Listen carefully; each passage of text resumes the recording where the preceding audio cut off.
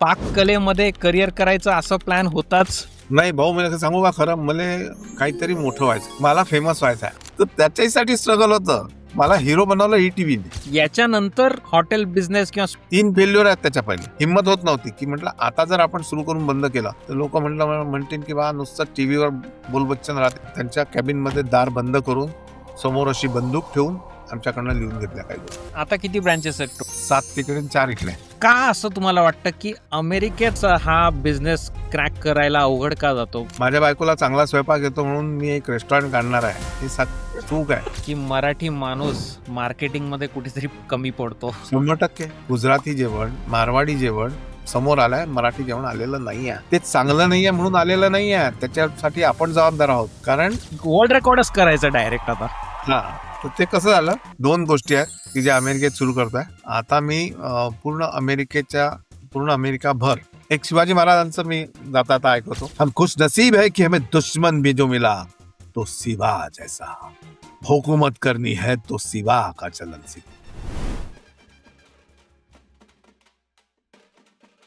नमस्कार मित्रांनो, मी राहुल आणि इथे तुम्हाला दाखवतो अमेरिकेतील गोष्टी आपल्या मराठमोळ्या स्टाईलमध्ये. आज आपल्या सोबत आहेत आपल्या सर्वांचे लाडके master chef Vishnu Manohar sir. Welcome to the podcast sir. नमस्कार नमस्कार. आपली 2 वर्षांपूर्वी डॅलसमध्ये भेट झाली, पण ती धावती भेट होती. तेव्हा आपला काही पॉडकास्ट होऊ शकला नाही. पण तेव्हा मी आणि पल्लवीने ठरवलं होतं की नक्कीच सरांना कधी ना कधी पॉडकास्टवर आणायचं आणि आज तो योगायोगातून आलाय. तुमचे बहुत बढिया. मनापासून खूप खूप आभार. नाही आणि मलाही खरं तर मी आपल्या अमेरिकन भाऊ बद्दल बरंच ऐकलं होतं. मी तुमचे एपिसोड्स बघायचो आणि म्हटलं अमेरिकेत गेल्यानंतर एकदा यार तुझ्याशी गप्पा माराव्या. आणि ज्या पद्धतीने तू लोकांना खुलवतो, तर अशा व्यक्तीबरोबर गप्पा मारायला मजा येते. आम्ही तुमचे कित्येक दशकांपासूनचे फॅन आहोत.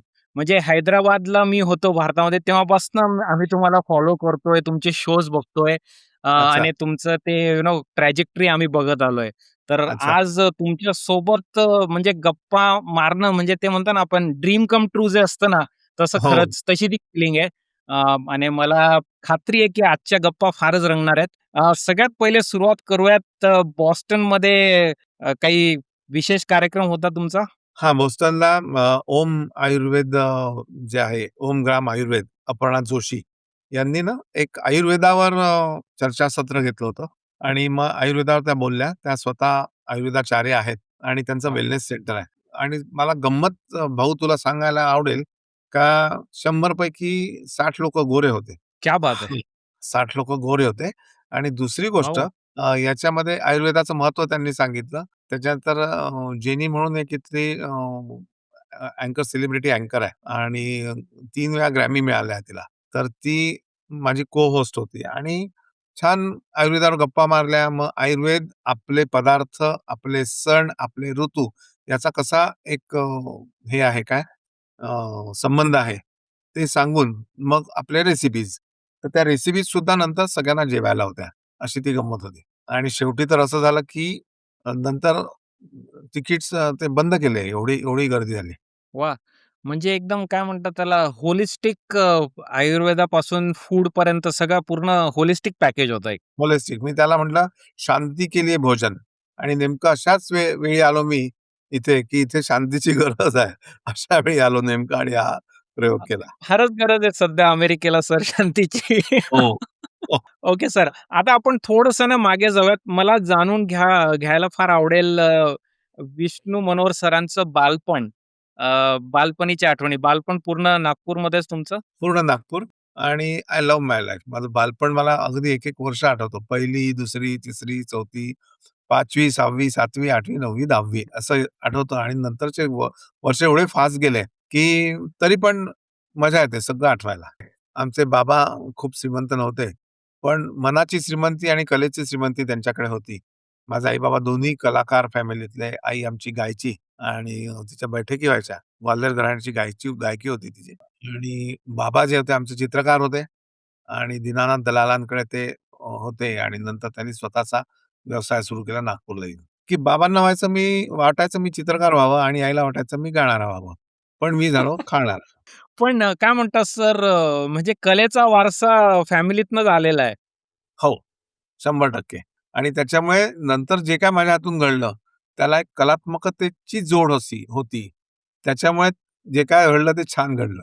आणि मला भारी काय वाटतं सर तुमच्या स्टोरीमध्ये ना, तुम्ही जबरदस्त शेफ आहात, येस. पण तुम्ही टेक्नॉलॉजीचा एक फार भारी वापर करून तुमच्या रेसिपीज प्लस तुमचे विचार आणि सगळ्या गोष्टी तुम्ही सर्वसामान्यांपर्यंत एकदम ब्रॉडकास्ट केल्या आणि सगळ्यांपर्यंत पोहोचवल्या. मला तरी असं वाटतं, की आपल्या मराठी शेफ्समध्ये किंवा मराठी ह्या इंडस्ट्रीमध्ये तुम्ही पहिले होता जे एवढ्या अग्रेसिव्हली सोशल मीडियाचा वापर करून एकदम मनमोकळेपणाने सगळं शेअर केलं तुम्ही. अगदी, अगदी. आणि भाऊ मला एक सांगा तुम्ही, की आपल्याकडे ठेवून काय डबल होणार आहे का? एखादी रेसिपी मला माहिती आहे, पण मी कोणाला सांगितलीच नाही, तर त्याच्या डबल, तिबल, चौबल झाली का? नाही झाली. ते तिथच्या तिथंच राहिली, नाही का? मग सगळ्यांना जे आवडे आपणासी ते द्यावे सकळांशी, या मताचा मी आहे, की जो अपने को अच्छा लगता है सबको मिल बाँट के खाओ, उसमें मजा आती है ज़्यादा. येस. काय म्हणतात वाटून ते प्रेम वाढतंच म्हणतो ना आपण. 100%, 100%. एका तू रूममध्ये तुला एकट्याला बसवलं, अगदी रोज सागर संगीत तुला सुग्रास जेवण खाऊ घातलं. सोन्याच्या चांदीच्या ताटात खाऊ घातलं. 1 दिवस, 2 दिवस खाशील, तिसरा मी नाही खात. हो. त्यापेक्षा चौकात जाऊन आलू बोंडा खाईन मी पोट्ट्यासोबत अर्धा-अर्धा. हे जे आहे ना, तर हे कामाचं आहे म्हणजे सगळ्यांसाठी. मला आता थोडंसं अजून मी बालपणामध्ये थोडंसं शिरणार आहे. बालपणात आईसोबत किचनमध्ये वगैरे काहीतरी चालायचं का? चटणी बनवून देतोय किंवा तडका मारून देतोय असं काही का तसं काहीच नव्हतं? नाही, नाही तसं होतं. बनवलं काहीच नाही. पण मी आईला मदत करायचो. म्हणजे अ, मला इंटरेस्ट होता ती चूल जाळण्यामध्ये. कारण आमची आई खवय्यी. म्हणजे खाऊ घालायलाही तेवढाच तिला इंटरेस्ट असायचा आणि चांगलं-चुंगलं खायची पण ती. तर आमच्या घरी कुठला कार्यक्रम असला, की एक साधारण 20-25 लोकं जेवायला असायची. तेव्हा गॅसचा एवढा प्रॉब्लेम नव्हता, जेवढा आत्ता आहे. तेव्हाही होता. तर त्याला बर्शेन म्हणायचे. म्हणजे तेवढा जो हो. प्रॉब्लेम होता, त्याच्यापेक्षा जास्त आत्ता आहे गॅसचा. पण लिमिटेड मिळायचं सिलेंडर. तर मग आई आमचे 3 फॉर्म्समध्ये स्वयंपाक बनवायची. ती गॅसही वापरायची, स्टोव्ह पण वापरायची आणि चूल पण वापरायची. लाकडाची व कोळशाची. मग ती चूल पेटवण्याचं काम माझ्याकडे. मला अजून सांगायला आवडेल, की मला दुपारचा चहा करायला आवडायचा आईच्यासाठी वाह! आणि त्याच्यात मी काय करायचो तेव्हा माचीस असायची. चाबी छाप माचीसची डब्बी आणि मग हां. 2-4 काड्या उरल्या, की मी ती डब्बी जी आहे ना, ती अशी तोडायचो. मग त्याचा असा असा पुठ्ठा बनायचा असा आणि त्याचं जे ड्रॉवर असायचं त्याला उघडून त्याचा दरवाजा बनवायचो. म्हणजे ते झालं घर. ठीक आहे. ओह ते वॉव! घर झालं. मग त्याच्यावर असं छोटा खरडा टाकायचा, त्याचं छत झालं.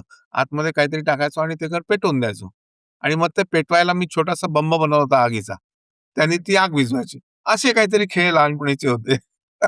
वॉव! आपल्या आपल्या काळातला तो लेगोच म्हणायचा. आजकाल पोरं हे लेगो हां, खेळतात तसं.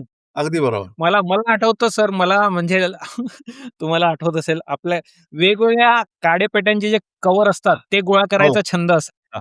हो, मी हो, ते हो. केलंय वेगवेगळ्या प्रकारचे. अगदी, अगदी. खरी गोष्ट आहे. ते झालं सिगारेटचे पाकिटं झालं आणि मी एक काम करायचो, मी सायकल चालवायचो ना, तर सायकलला मागे कॅरियर जो असायचं त्याला एक याचा डब्बा कसा टिनाचा डब्बा, ठीक आहे. हां, त्याला छिद्र पाडायचं आणि त्याला छिद्र पाडून त्याच्यातून एक दोरी पास करायची म्हणजे नारळाची. ती दोरीला गाठ अशी म्हणजे ती दोरी अडकली. हां. मग ती दोरी अशी आठवतंय. खालती जाऊन ते जे सायकलचं तुमचं रिंग असायची ना, रिंग असा खालचा भाग, त्याला असा हां. लावायची आणि परत वर आणायची. सो दॅट तुम्ही सायकल चालवल्यावर त्या सायकलचा "ऑं, ऑं" असा आवाज यायचा आणि मग ते तसं करत पुढे जायचं. खूप मजा अफलातूनच आणि जेवढ्या जोरात चालू तेवढ्या जोरात तो आवाज यायचा मस्त आणि त्याच्यात पाणी टाकावं लागायचं. नाहीतर ते ड्राय झाला तर आवाज यायचा नाही. आवाज नाही येणार. बरोबर, बरोबर. ते बुलेटच्या फायरिंग सारखं ती मजा हां, वाटायची राइट. कारण मग तेच कुठेतरी डोक्यात असून बुलेटच्या फायरिंगला लोकांनी मान्यता दिली असेल किंवा ते वाढवलं असेल. शाळेनंतर कुकिंग किंवा पाककलेमध्ये करियर करायचं असं प्लॅन होताच आधीपासनं? का तसं काही नव्हतं? तुम्ही काहीतरी वेगळं ट्रेडिशनल करियर 9 ते 5 पण विचार केला असं काही होतं का? नाही भाऊ मी सांगू का खरं मले काहीतरी मोठं व्हायचं. इतरांसारखं नव्हतं मला व्हायचं, की नाही मैं हट के कुछ कुछ तो तो भी अलग करूंगा. करना है. हाँ, कुछ तो अलग करना है, वो किसी भी इसमें फिर. ठीक आहे ना. मला फेमस व्हायचं आहे. असं तेव्हापासून अगदी 6वीत असेल तेव्हा याराना चित्रपट पाहिला. याराना अमिताभ बच्चनचा. हां. त्याच्यामध्ये अमिताभ बच्चन झिरो से हीरो होता. म्हटलं यार ऐसा कुछ तो भी करो लाईफ में, तो मजा आएगा. आणि म्हणून मग मी म्हटलं काय करायचं? मग बालबुद्धी होती. मग फेमस व्हायला ॲक्टर होणं ॲक्टर झालो की आपण फेमस होऊन जाऊ. असं सगळं डोक्यात होतं. तेव्हापासून मग नाटकं पाहणं. आमच्या इथे सुभाष मंडळ नावाचं एक नाटकाची कंपनी होती. त्यांच्या तिथे जाऊन प्रॅक्टिस पाहणं. असे सगळं धंदे कर पण कधी नाटकात काम केलं नाही. कारण हिंमतही नाही झाली कोणाला म्हणायची आणि सुरू होतं आपलं काहीतरी चकलस. पण 6वी-7वी पासूनच कामाला सुरुवात केली. सगळ्यात पहिले मी आवळा सुपारी बनवली होती आणि आवळा सुपारी हां, म्हणजे ते एक होतं म्हणजे एका साइडला वाटायचं, की बाबा मला काहीतरी वेगळं करायचं आहे, मोठं व्हायचं आहे. एका साइडला घरची परिस्थिती खूप लवकर लक्षात आली होती, की बाबा आपली घरची परिस्थिती खूप छान नाही आहे. आपण अभ्यासातही खूप छान नाही आहे. त्याच्यामुळे आपला मार्ग आपल्याला शोधायचा आहे, की पैसे नाही, अभ्यासही ठीक-ठाक, मग त्याच्यातून काय काढायचं, वेगळं करायचं, नाव कमवायचं, पैसा कमवायचा, हे सगळे एक साथ चालणारे विचार. मग नाव कमवताना किंवा पैसा कमवताना 2 मार्ग असतात. एक असतो दाऊदचा मार्ग असतो आणि एक असतो अजून किर्लोस्करांचा मार्ग असतो. दोघांनाही तेवढीच अक्कल लागते. इनफॅक्ट मी डावीकडल्या मार्गाला जास्त अक्कल लागते असं म्हणेन. अगदी बरोबर. हां, पण उजवीकडला मार्ग स्वीकारला कारण आई-बाबांचे संस्कार जे काय होते त्याच्यामुळे. तर ते करायचं होतं. तर मग बाबा माझे थर्माकोलचे लेटर्स कापून द्यायचे आणि बाबांना मी त्यांच्या पेंटिंगमध्ये वगैरे मदत करायला लागलो. मग एखाद्या मंदिरामध्ये खांब रंगवायचे असायचे. मग ते जाऊन खांब रंगवणं, तिथले जे फिगर्स असायच्या त्या पेंटिंग करणं. त्याच्यात थर्माकोलचे लेटर्स कापून बाबा द्यायचे. मग ते वेगवेगळ्या लग्न समारंभांमध्ये जाऊन लावायचं. मग तिथे अट्रॅक्शन एक असायचं, तिथे पैसे मिळतील ₹5-25 प्लस जो होस्ट असेल, समजा भाऊकडे गेलो आपण काहीतरी लावायला, भाऊ नको खाऊन जा, थोडंसं घेऊन जा, तिथे लावलेलं असायचं जेवण. ते एक अट्रॅक्शन जास्त असायचं. अशा पद्धतीने 6वी, 7वी, 8वी, 9वी 4 वर्ष मस्त मजेत गेले एकदम आणि बाळकडू जे म्हणतात बिझनेसचे ते तेव्हा मिळाले. नाही म्हणजे व्यवसायाचे संस्कार फारच अगदी बालपणीच मिळाले तुम्हाला. हो. Business basics. अगदी. बेसिक्स आणि मोठं व्हावंसं अजून का वाटलं मला म्हणजे असं स्ट्राँगली माझ्या बाबांकडे कव्हर डिझाईन्स बनवून घ्यायला खूप मोठे-मोठे लोकं यायचे, श्रीमंत. हो. ठीक आहे. आणि ते गाडीने यायचे. चांगला सफारी वगैरे घालून यायचे. मी म्हटलं, "यार माझे बाबा असे काहून नाही राहत? माझे बाबा का बरं पैजाबाज कुर्त्यामध्ये राहतात?" मग नंतर लक्षात आलं, की हे सगळं करायला पैसे लागतात आणि पैसे आपल्याकडे नाही आहे. मग पैसा हं. कमवा. काही करून आपल्याला आपल्या फॅमिलीला वर आणायचं आहे. आणि नंतर मग मी 9वीत असताना डेकोरेशनचं काम हा 3 वर्षाचा अनुभव म्हणजे बऱ्यापैकी झाला आणि लहानपणी जास्त फास्ट असतो माणूस. जास्त ग्रास्पिंग कॅपॅसिटी असते, सगळंच असतं. तर 9वी मध्ये एका कॅटररची आमची भेट झाली, ओळख झाली आणि त्या कॅटररकडे मी डेकोरेशनचं काम केलं 7-8 महिने.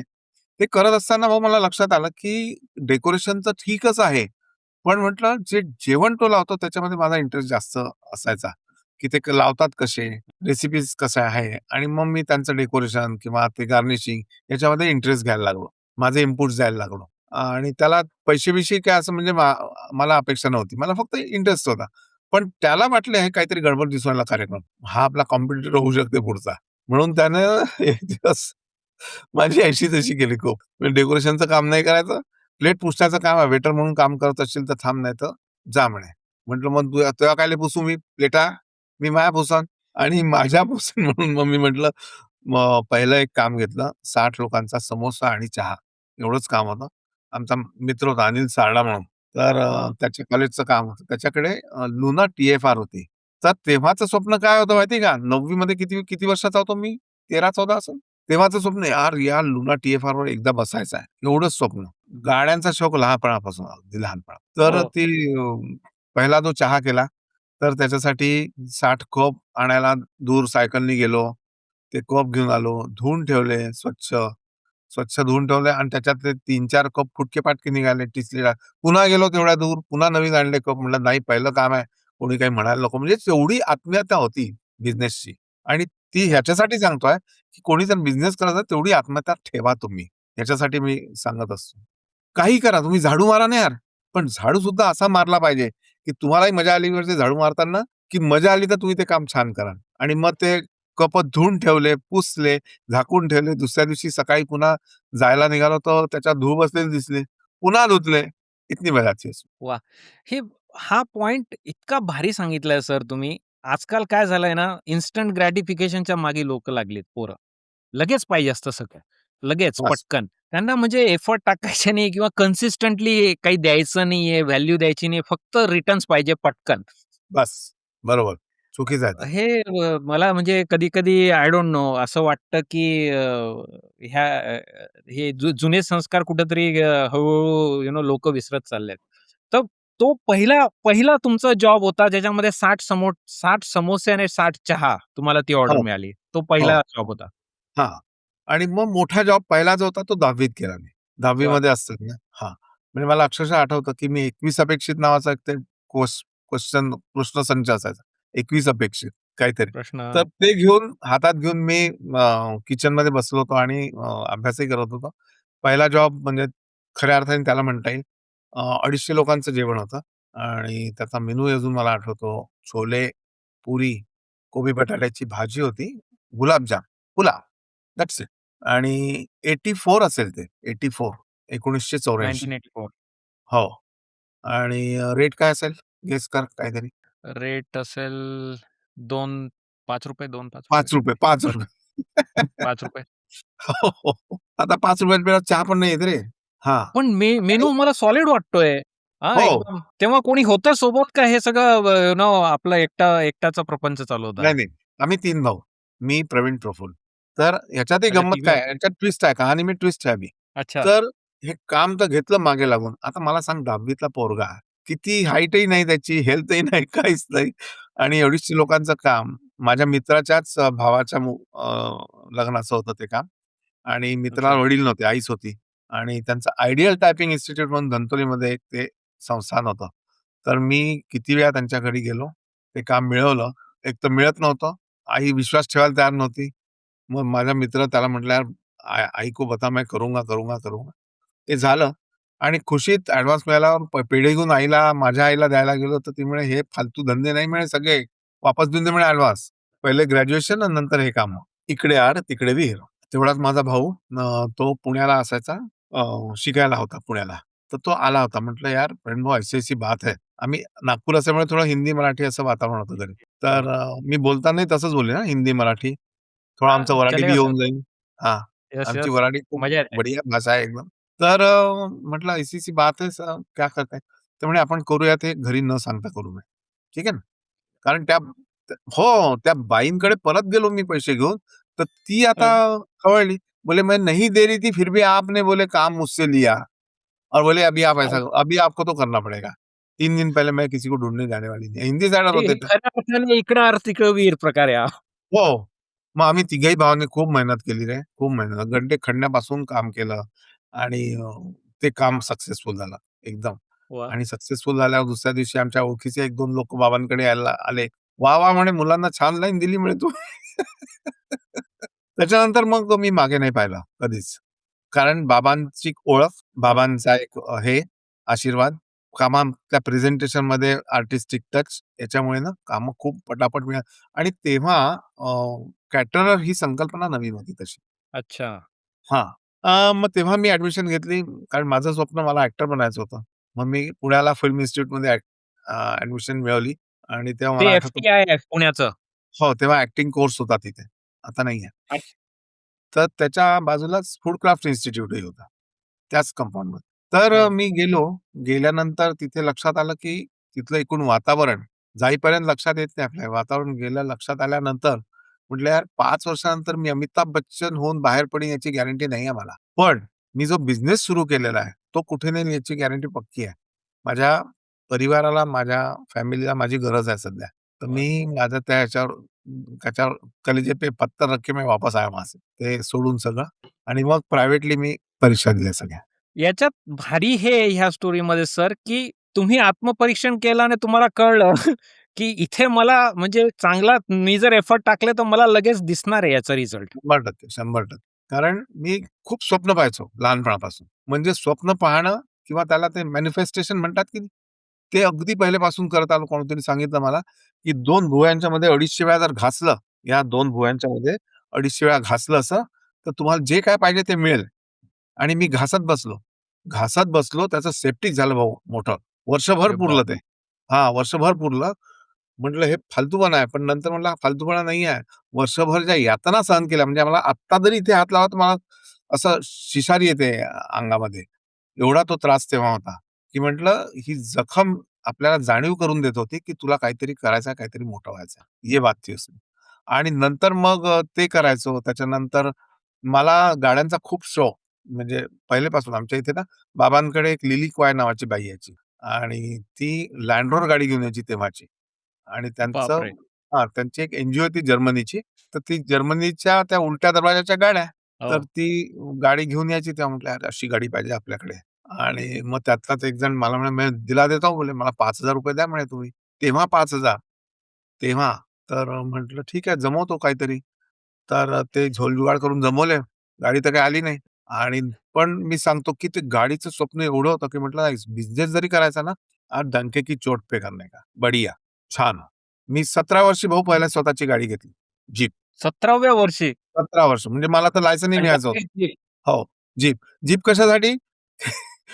कव्हर लावले, की आतमध्ये सामान भरून सगळं आपली कामं करा. संध्याकाळी गाडी स्वच्छ करा, कव्हर वर करा, गाडीला स्टार्ट मारा, 2-4 दोस्त बसवा, म्युझिक लावा आणि चला.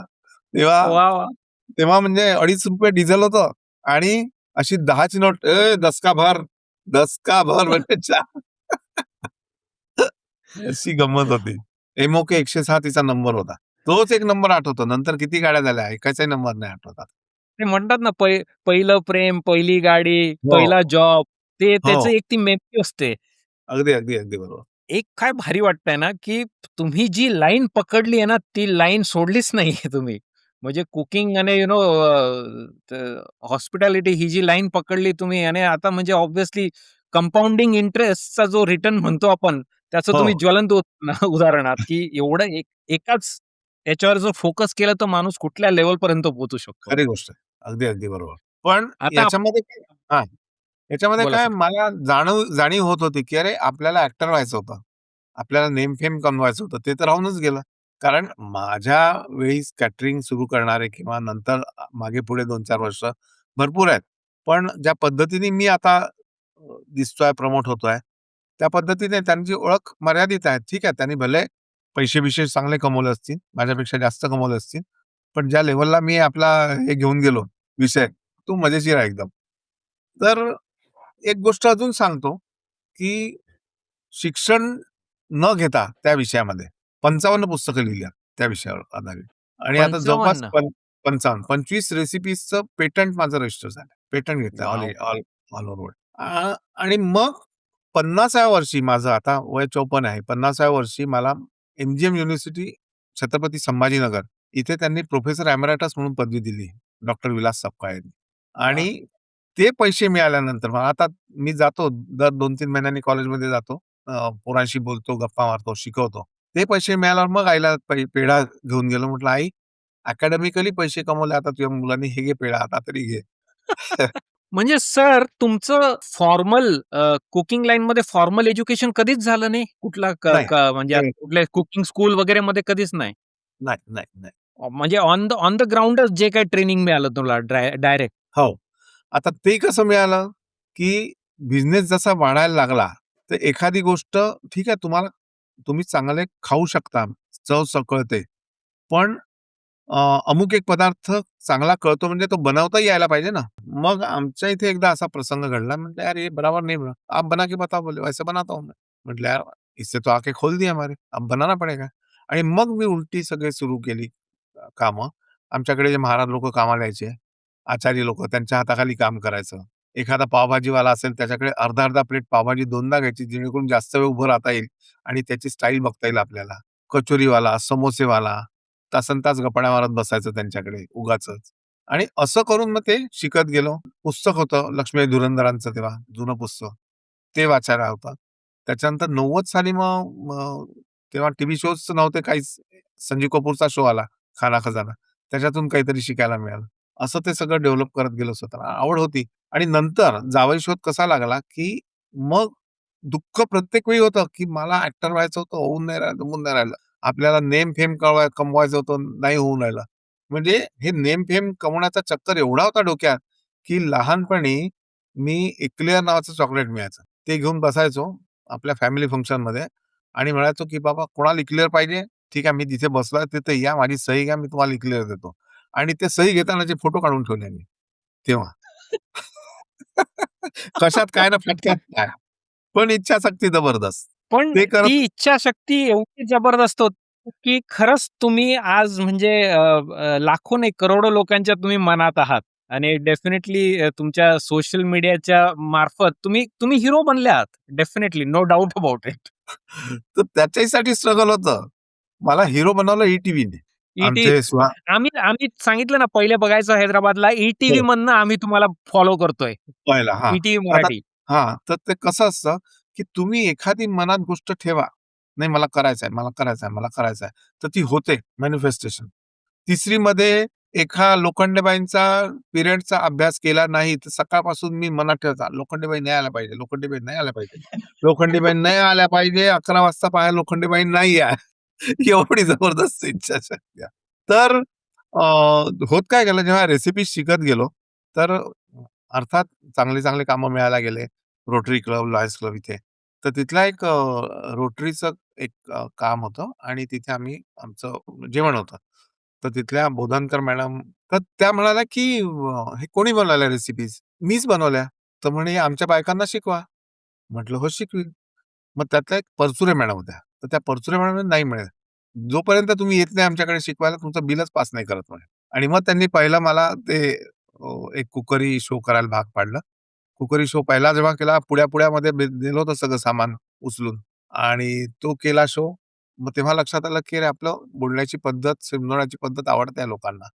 आणि मग एक शो, दुसरा शो, तिसरा शो असं करता-करता चांगले हे शोज हे मिळायला लागले. कुठल्या वर्षी होतं सर हे? सर 92 असेल. 92-93 92. आणि नंतर काय मी उगाचच पैसे नाही मिळाले तरी शो करायला लागलो. म्हटलं पुढे जाऊन जर मला शो मिळाले, तर माझी प्रॅक्टिस आधीच झाली असेल. मी त्यांना म्हणायचो, "फक्त बायका आहेत ना तुमच्याकडे? हरकत नाही. बाकी मी येतो. माईक द्या, नका देऊ. माझ्या पुड्या-पाड्या मीच घेऊन येतो." आणि मीच घेऊन जायचो सगळं सामान. पण त्याच्यावरही असं हे केलं, की बाबा एकदमच फुकट करणं बरोबर नाही. मी पाहिलं बायकांना ते झेरॉक्स नंतर जे द्यायचो लिहिलं त्याच्यावर बघा, इथे एखादी रेसिपी नाही पाहिली तरी चालेल, पण झेरॉक्स पाहिजे. आकांत-तांडव काता-कुता करून त्या रेसिपी मिळवायच्या त्या. म्हटलं ये पॉइंट है, की बायकांना याची गरज आहे. तर तेव्हा मग मी एक पुस्तिका काढली पहिली. भारतीय ग्रेव्हीचे रहस्य असं. ते पहिली पुस्तिका काढली आणि ते पुस्तक मी आमच्या इथे वाघमारे मसालेवाले आहेत. त्यांना म्हटलं, "साहेब हे पुस्तक तुम्ही छापून द्या फक्त. मागे तुमची फुल ॲड देतो." आणि म्हटलं, "मला 2,000 पुस्तक पाहिजे. 2,000 ठिकाणी तुमचं नाव जाईल" म्हटलं. पण म्हटलं, "याचे पैसे नाही देणार मी." "ठीक आहे." म्हणे. त्यांनी दिलं छापून. ते त्यांनी पुस्तक दिलं छापून आणि ते पुस्तक मी ₹6-7 ला विकायचो. "हिंग लगे ना हो, फिटकरी रम क्यों खा." ते पुस्तकं हो. विकून पैसे मिळायचे. बायकांना म्हणा, "तुम्ही पैसे नका देऊ, आम्हाला मिळाले आमचे पैसे." तर अशी ती गंमत होती. म्हणजे कोकरी शोसाठी बाया यायच्यात तो तो पूर्ण प्रकार फ्रीमध्ये. ते तुम्ही हो, नॉलेज देणारे पूर्ण कुकिंग करून दाखवणं ते सगळं फ्रीमध्ये. हो, पण बिझनेस मॉडेल होतं शेवटी हे पुस्तक तुम्हाला पाहिजे असेल तर याचे ₹6 लागतील. हो, हो. आणि ते हे पुस्तकही फ्रीमध्ये आणलं. वाघमाऱ्यांनी फ्रीमध्ये अफलातून छापून बिझनेस दिलं. मॉडेल आहे. हे सगळं का सांगतो मी, की हे जे ऐकत असतील पॉडकास्ट त्यांना समजायला पाहिजे. काय-काय स्ट्रगल होतं, काय-काय कशातून काय मार्ग निघू शकतात. आणि तुम्ही म्हणजे तुम्ही देत गेले पहिले. पहिले तुम्हाला माहीत नव्हतं हे पुस्तकाची आयडिया वगैरे हे. पहिले तुम्ही नुसते नाही. घ्या, वाटत गेले तुम्ही हो, मनमोकळेपणाने देत गेले फक्त. बरोबर. पण गरज ही शोधाची जननी असते. कारण बिझनेस सुरू जरी झाला तरी खूप आर्थिक परिस्थिती अशी एकदम नाही. पण एक सांगतो भाऊ, 17 वर्षी गाडी, 22व्या वर्षी स्वतःचं घर, फ्लॅट आणि गुडघ्याला बाशिंग बांधून लग्नाला तयार होतो. ओटी कोणी दिली नाही तेव्हा. काय म्हणतात एकदम पॉझिटिव्ह दृष्टीने करायचंच आहे आणि त्या दृष्टीने मी चालणार आहे, असा तुमचा तो एक दृष्टिकोन दिसतोय सगळ्या गोष्टींकडे. अगदी बरोबर. Very nice. आता हे केटरिंगचा तुमचा व्याप चालत होता. तुम्ही कुकरी शो करायला लागले. याच्यानंतर ॲक्चुअल हॉटेल बिझनेस किंवा स्वतःचं काहीतरी करायचं हे सुरू झालं का? तो प्रवास कसा होता? 3 फेल्युअर आहेत त्याच्या पहिले. रेस्टॉरंट उघडण्याच्या 3 रेस्टॉरंट चालू करून बंद केले. हे तिसरं जे काढलं, तेव्हा खूप हिंमत लागली सुरू करायला. किंवा कारण तेव्हा नाव एका लेव्हलला गेलं होतं. ॲज अ कॅटरर म्हणून लीडिंग कॅटरर म्हणून नागपुरात नाव होतं आणि 5-5 गाड्या आमच्या तेव्हा चालायच्या आणि लोकं म्हणजे असेही म्हणायचे, "मनोहर का काम है क्या? कितना कहाँ से लोन लिया?" असं. एवढं असं ते एक हे होतं. बट एनिवे प्रीमियम सर्व्हिस एकदम. Premium service. हां, 96 मध्ये मी पहिला शो केला, कुकरी शो टीव्हीवर. तेही स्वतःचे पैसे लावून. कुकरी शो विथ विष्णू मनोहर दूरदर्शनला. तो का केला, की बाबा मी असा लाईनीत आहे, मी पण काही करू शकतो, हे लोकांना दाखवायला म्हणून तो कुकरी शो केला. त्याला एकही ॲड मिळाली नाही, पण रजिस्टर मात्र झालं. ती 96 ते ची म्हणजे गोष्ट आहे. मार्केटिंग होतं तुमच्यासाठी. तुम्ही मार्केटिंग मार्केटिंग केलं. 100% फुकटचे जे शो केले ते मार्केटिंग होतं. दूरदर्शनवर पहिला शो केला ते मार्केटिंग होतं. संजय तिवारी आमच्यासोबत होते तेव्हा. त्याच्यानंतर त्याच भरोश्यावर मला ई-टीव्ही 2003 साली मिळाली.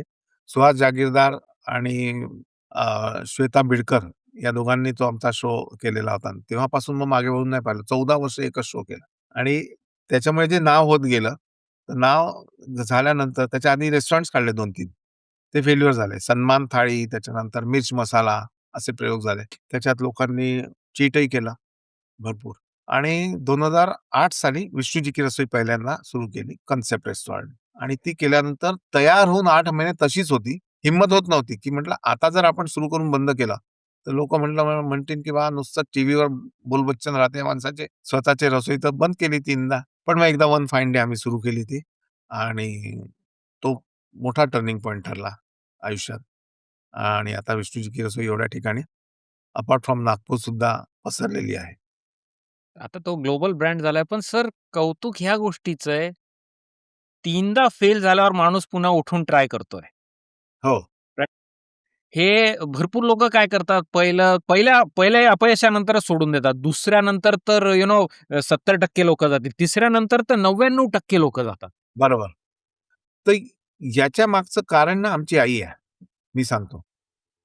ती नेहमी म्हणायची, "अरे भर दो जवानों में वो ताकत जो आसमां को छू ले." हां. घर में नहीं जाना और मुर्गी करे धिंगाणा. खिशात ₹50 होते आणि तरी फ्लॅट बुक केला त्या बाईनं. करायला लावला. अशी गोष्ट आहे ती. फेल्युअर बद्दल बोलायला आवडतं मला जास्त. कारण मला असं निवडणूक वाटतं ना, निघाल्यात. त्यातनं फार फार शिकायला मिळतं लोकांना. बरोबर. तर त्याच्याबद्दल आपण थोडंसं बोलूयात. फेल्युअर आणि मला असं वाटतं ना, अपयश हे आपल्या सगळ्यांना येतं. मी नेहमी म्हणत असतो माझ्या व्हिडिओ म्हणजे मोठमोठाले नेते, अभिनेते सगळे अपयशी होत असतात. यश त्याला मिळतं जो प्रयत्न करत राहतो. कन्सिस्टन्सी. सोडून नाही जात. तर आता हे जे तुमचे थोडेसे फेल्युअर होते त्याच्याबद्दल बोलूयात आणि नेमकं काय झालं? किंवा जो नवीन कोणी तरुण मंडळी जर ह्या फील्डमध्ये विचार करते घुसायचा, तर त्यांनी काय-काय गोष्टी अशा जरा बेसिक्स काय समजून घ्यायला पाहिजे किंवा काय कुठल्या गोष्टींकडे लक्ष द्यायला पाहिजे? 2 पहिले टेक्निकल तर बाकी सांगणार. या 2 गोष्टी फायनान्शियल सांगतो तुम्हाला. एक तर तुमचा सीए चांगला असावा माणसाला आयुष्यात, चार्टर्ड अकाउंटंट. पैसा कमवणं सोपं आहे, पण तो राखून ठेवणं आणि प्रॉपर ठिकाणी लावणं हे तुम्हाला जो ज्ञान देतो त्याचं काम आहे. ते व्यवस्थित पाहिजे. आणि दुसरी गोष्ट उगाचच लोन मिळतंय बँकेचं म्हणून घ्या आणि त्या लोनच्या भरोश्यावर पाय पसरा. Don't do that. माझ्या दृष्टीने स्वतःसाठी तो क्राईम आहे आणि त्याचा भुक्तभोगी आहे मी.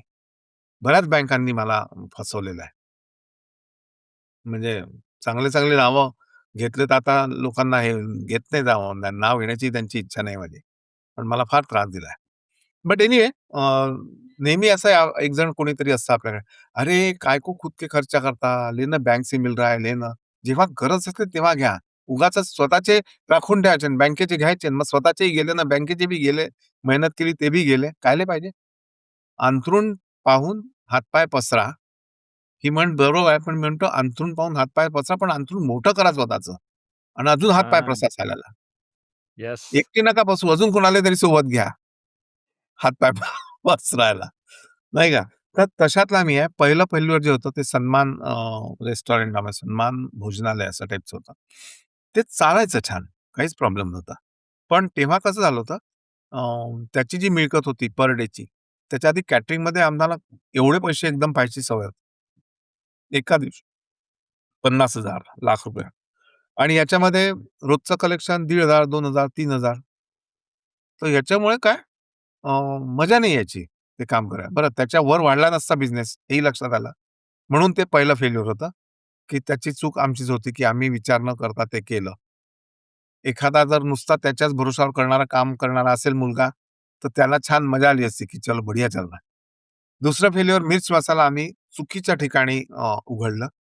छान ते केलं होतं. जेवण पंजाबी आणि नॉर्थ इंडिया, साउथ इंडिया असं होतं. आणि तेव्हा चुकीचे ओनर्स मिळाले आम्हाला. हां, एक केकरे आणि पाठक नावाची जोडगोळी होती आमच्या नागपुरात. आता धुळीचे दिवे खाल्ले त्यांनी.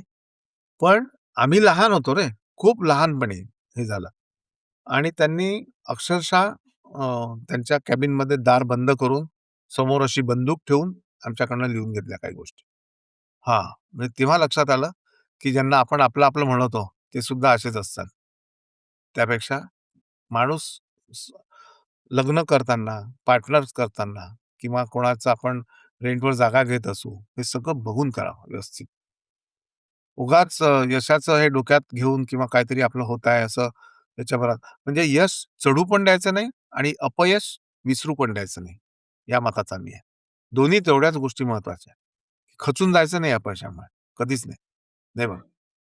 विष्णूजी की रसोई तुम्ही स्टार्ट केलं. पहिले 2009. नागपूरमध्येच सगळ्यात हो, पहिले नागपूरमध्येच होतं. हो. अ, एक एक्सपान्शन लगेच सुरू झालं. त्याची ग्रोथ ट्रॅजेक्टरी कशी होती? हां. ॲक्चुअली हे सुरू झालं ना, तेव्हाचा एक प्रसंग अजून सांगावासा वाटेल. माझे बाबा नक्की. तेव्हा म्हणजे माझे बाबा रिटायर्ड म्हणजे जेव्हापासून छान व्यवस्थित व्हायला लागलं, तेव्हापासून बाबांना म्हटलं, "तुम्ही काही जास्त काम करू नका."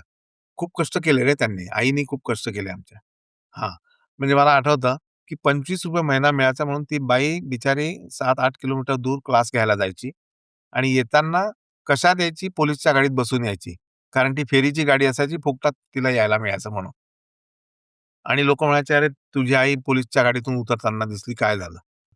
बाबा आमचे खूप, खूप कष्ट केले बाबांनी. म्हणजे तेव्हाचं आमचं स्वप्न काय, की बाबांकडे कस्टमर येईल, दुपारी दुपारचं स्वप्न. तो कस्टमर पैसे देईल. मग तो कस्टमरनी पैसे दिल्यानंतर त्याच्यात काय-काय आणायचं याची लिस्ट मी बनवून ठेवायचो. मिठ्ठूच्या चहाची पुडी, 1 पाव साखर, 1 पाव कणिक, 2 किलो जे काय असेल ते. भाजी, भेंडीची भाजी आवडायची भेंडी, अशी लिस्ट बनवून ठेवायचो. आनंद तो उत्साहात, की आता आपल्याला जायचं आहे. आणि मग ते आले, की संध्याकाळी फक्त वरण-भात, भाजी-पोळी खायला मिळेल याचा आनंद. एवढंसं स्वप्न होतं. त्याच्यामुळे बाबांना वाह! म्हटलं, "बा तुम्ही आता" तर 2009 पर्यंत जेव्हा आम्ही हे सुरू केलं रसोई 2009, 2010, 11 2010 ला अ, अ, आमच्याकडे एक जोशी म्हणून एक स्टुडंट होता माझा. तर त्यांनी टिफिनचं काम सुरू केलं. तर माझे बाबा म्हणे, की हे कॅटरिंगचं जे काम आहे, तेव्हा त्यांना थोडा पॅरालिसिसचा अटॅक आला होता. तर ते स्लो बोलायचे. तर म्हणे, "हे काम तू कधी सुरू केलं?" म्हटलं, "15-16 वर्षाचा असताना." "हा मुलगा किती वर्षाचा?" म्हटलं, "20 वर्षाचा आहे." म्हणे, "या कामाला सुरू करायला पैसे लागत नाही ना?" म्हटलं, "नाही लागत." कारण काहीच नाही लागत. जर भाऊनी मला काम दिलं, तर भाऊचं बजेट बनलं ₹10,000. मी भाऊला ॲडव्हान्स मागेन 5,000. 5,000 जाऊन सामान घेईन, किरायाचे भांडे घेईन, काम पूर्ण करेन, उरलेले 5,000. उरलेले सगळे वाटपूट करून 2,000-3,000 ₹4,000 खिशात. तर असं हे कॅटरिंगचा बिझनेस होता आणि आहे. तर म्हणे, "मग आता तुमचं रसोई चांगली चालायला लागली, तर तुम्ही म्हणे अशा होतकरू मुलांसाठी जागा सोडून द्या म्हणे. करू द्या म्हणे त्यांना हा बिझनेस." आणि तुला ओह! सांगतो भाऊ 1 वर्षानंतर बिझनेस बंद केला आम्ही सगळ्यांनी कॅटरिंगचा. एवढा मोठा केटरिंगचा हो, पसारा सगळं. बंद. सगळा. हो. आता तो पोरगा चांगला करून राहिला, आदित्य जोशी. तर ते सुरू झालं. मग रसोई छान सुरू झाली. 2014 साली प्रत्येक जण म्हणायचं, की "हे मेट्रो सिटी का कॉन्सेप्ट है ये, वहाँ क्यों नहीं जाते?" कारण हे नुसतं जेवण नव्हतं. एक थॉट प्रोसेस होती. अ, आमचा विष्णूजी की रसोई म्हणजे. आणि म्हणून मग पहिली रसोई जी आहे ती पुण्याला सुरू केली. आणि पुण्याला सुरू केल्यानंतर आज 14 वर्ष झाले पुण्याला सुरू करून रसोई. वाह! पुण्यासारख्या शहरामध्ये मी खरंच पुणेकरांचे आभार मानतो, की काहीही आमचा बेस तिथे नसताना, कोणी गॉडफादर नसताना, फक्त आमच्या कामाच्या भरोश्यावर आणि आपल्या अन्नाच्या म्हणजे वैदर्भीय पद्धतीच्या जेवणाच्या भरोश्यावर आज एवढे वर्ष आम्ही तिथे आहे. आणि मला नेहमी लोकं म्हणतात, की सक्सेस कशाला म्हणता तुम्ही? तर मी म्हणतो सक्सेसचे 2 उदाहरणं तुम्हाला 3 उदाहरणं देतो. पहिलं उदाहरण पुण्याची रसोई जेव्हा सुरू केली, तर त्यावेळी आमच्या बाजूला हार्वेस्ट क्लब होता. आम्ही लिहायचो विष्णूजी की रसोई हार्वेस्ट क्लबच्या बाजूला. परवाच्या एका पत्रिकेमध्ये कार्यक्रमाच्या तिथे लिहिलं होतं हार्वेस्ट क्लब विष्णूजी की रसोईच्या बाजूला. हा सक्सेस आहे वाह, वाह, वाह! माझ्या आयुष्यात. विठ्ठल कामतांचं एक पुस्तक त्याचं प्रकाशन होत होतं ऑर्किड हॉटेलमध्ये आणि छान हॉल भरलेला 500-700 लोकं होते. मी हॉल 2002-3 ची गोष्ट असेल ही. हॉलच्या एका कोपऱ्यात दरवाजामध्ये उभा होतो आणि बघत होतो. माझी तेवढी काही लायकी नव्हती करून मला म्हणेल बसावा येऊन म्हणून. जागाही नव्हती. तर तेव्हा मी विचार म्हटलं, "यार, या माणसाच्या एकदा भेटायला पाहिजे. शेक हँड करायला पाहिजे या माणसाशी." हे मनात होतं. 2007 साली तेच ऑर्किड हॉटेल, तोच स्टेज, तेच विठ्ठल कामत. आईवर त्यांनी एक पुस्तक लिहिलं होतं. पुस्तकाचं प्रकाशन मी करत होतो. वाह! तो हे खूप पैशापेक्षा जास्त आहे. नाना नाही, नाही. पाटेकर पहिलेपासून माझा आवडता माणूस. हां. तो जेही काय सिनेमा म्हणजे त्याचा सिनेमा पाहून आला नाना पाटेकरचा, की पूर्ण दिवसभर माझ्या अंगात नाना पाटेकर असायचा. फुल टाईम. आवाज, क्रांतीवीर. क्रांतीवीर म्हणा अजून भरपूर त्याचं तनमाधुरी नावाचं नाटक होतं, पुरुष नाटक होतं सगळं. अरे माय हो. गॉड! तर ते एवढं होतं, की आता आठवड्यातून एकदा बोलणं होतं आमचं फोनवर. उगाचच सहज, काहीच कारण नाही. इतना बढिया बरं. आदमी है. हां. आणि काय छोट्या-छोट्या तो आता किचनमध्ये त्याला इंटरेस्ट आहे. तर तो काही स्वयंपाक करताना हे अमुक असं झालं, ते तमुक झालं, त्याच्यात काय करायचं, त्याच्यात काय करायचं, अशा गोष्टी देवाण सुरू असते. पितळेची, तांब्याची भांडी मलाही खूप आवडतात. जुन्याचा खूप शौक आहे. त्यालाही तेवढाच शौक आहे. अशा सगळ्या गोष्टी आहेत.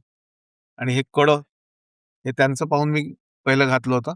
पण हे कड्याबद्दल मला नंतर सांगायला आवडेल, जेव्हा आपला वर्ल्ड रेकॉर्डचा विषय निघेल, तेव्हा मी सांगेन. नक्की. सगळ्या गोष्टी एकदम सांगत नाही. विष्णू जी की रसोई कॉन्सेप्ट रेस्टॉरंटमध्ये ते मोडलं जातं. एक युनिक कॉन्सेप्ट होती. ही जी संकल्पना होती, ही तुम्ही म्हणजे तुमच्या मनात असे कित्येक वर्षांपासून ते चालू होतं सगळं आणि मग ते हळू आपण म्हणतो ना, एव्हरीथिंग बिल्ड्स टुवर्ड्स दॅट तसं होतं का बरोबर. विष्णूजी की? तर हा कन्सेप्ट जेव्हा उभा केला ना, तेव्हा पैसे संपून गेले मी म्हटलं. तर मग नवीन माणसं म्हणजे रेग्युलर जर रेस्टॉरंट उघडलं असतं, तर नवीन माणसं, वेटर कमी लागावे, हे सगळं डोक्यात होतं, की आपल्याला दर महिन्याचा खर्च जो आहे तो कमी असावा. आणि नंतर काय झालं, की जेव्हा आपण विद्यार्थी दशेमध्ये होतो, तेव्हा जेव्हा रेस्टॉरंटमध्ये जायचो, तर आपलं बजेट असायचं. ₹100 ₹150 बजेट, की त्याच्यात आपले 4 माणसं आपले झाले पाहिजे. आणि नेमकं व्हायचं काय, ते भात तो माणूस बरोबर वेटर 3 लोकांमध्ये संपवून द्यायचा. चौथ्या माणसासाठी झक मारत पुन्हा 1 प्लेट भात मागवा. बजेट बिघडलं, पुन्हा डाळ मागवा.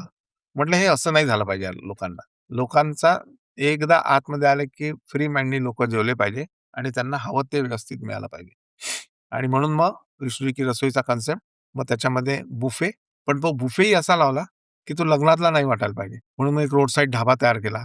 त्याच्यावर लाईव्ह जेवण सगळं समोर-समोर बनवून देतात. तुम्ही जा प्लेट घेऊन, तुम्हाला जे पाहिजे ते बनवून घ्या, देतात ते. 4 बेसिक गोष्टी असतात, बाकी भाज्या असतात तिथे चिरलेल्या. कच्च्या भाज्या, त्या द्या तुम्ही, तो बनवून देतो. त्याचे काही पैसे लागत नाही.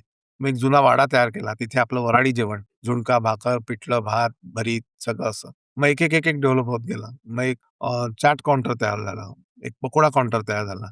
आता चाट काउंटर, पकोडा काउंटर असे आहेत, त्यांना लाईव्हनेस यावा यासाठी रोड साइडला त्यांना बसवतो. रोड साइड तयार करायला जुनी जी आमची नागपुरातली प्रतिष्ठित अशी दुकानं होती, जी बंद झाली आहेत. त्यांचे रिप्लिका तयार केले सगळे तिथे. त्याच्यावर एक गॅलरी तयार केली. म्हणजे हे चाळ वाह! म्हणतात त्याला. 3 डायमेन्शनल म्हणजे नाटकाचा सेट वाटतो तो. आणि तिथे कपडे-बिपडे वाळत घातलेले. असं वाटतं की कोणी आता बाहेर येईल. सेट, आणि सेट. त्यांच्यासमोर ते सगळे पकोडेवाले बसवले. बाजूला एक बस स्टॉप तयार केला. अशी मजा लोकांना म्हणजे अनुभव द्या. रसचक्र म्हणजे तिथे लावलं ऊसाच्या गाडीचं, हां. की ऊस तुम्ही विकत घ्या ₹20 चा आणि स्वतःच्या हाताने मेहनत करून रस काढा. मग तो प्या.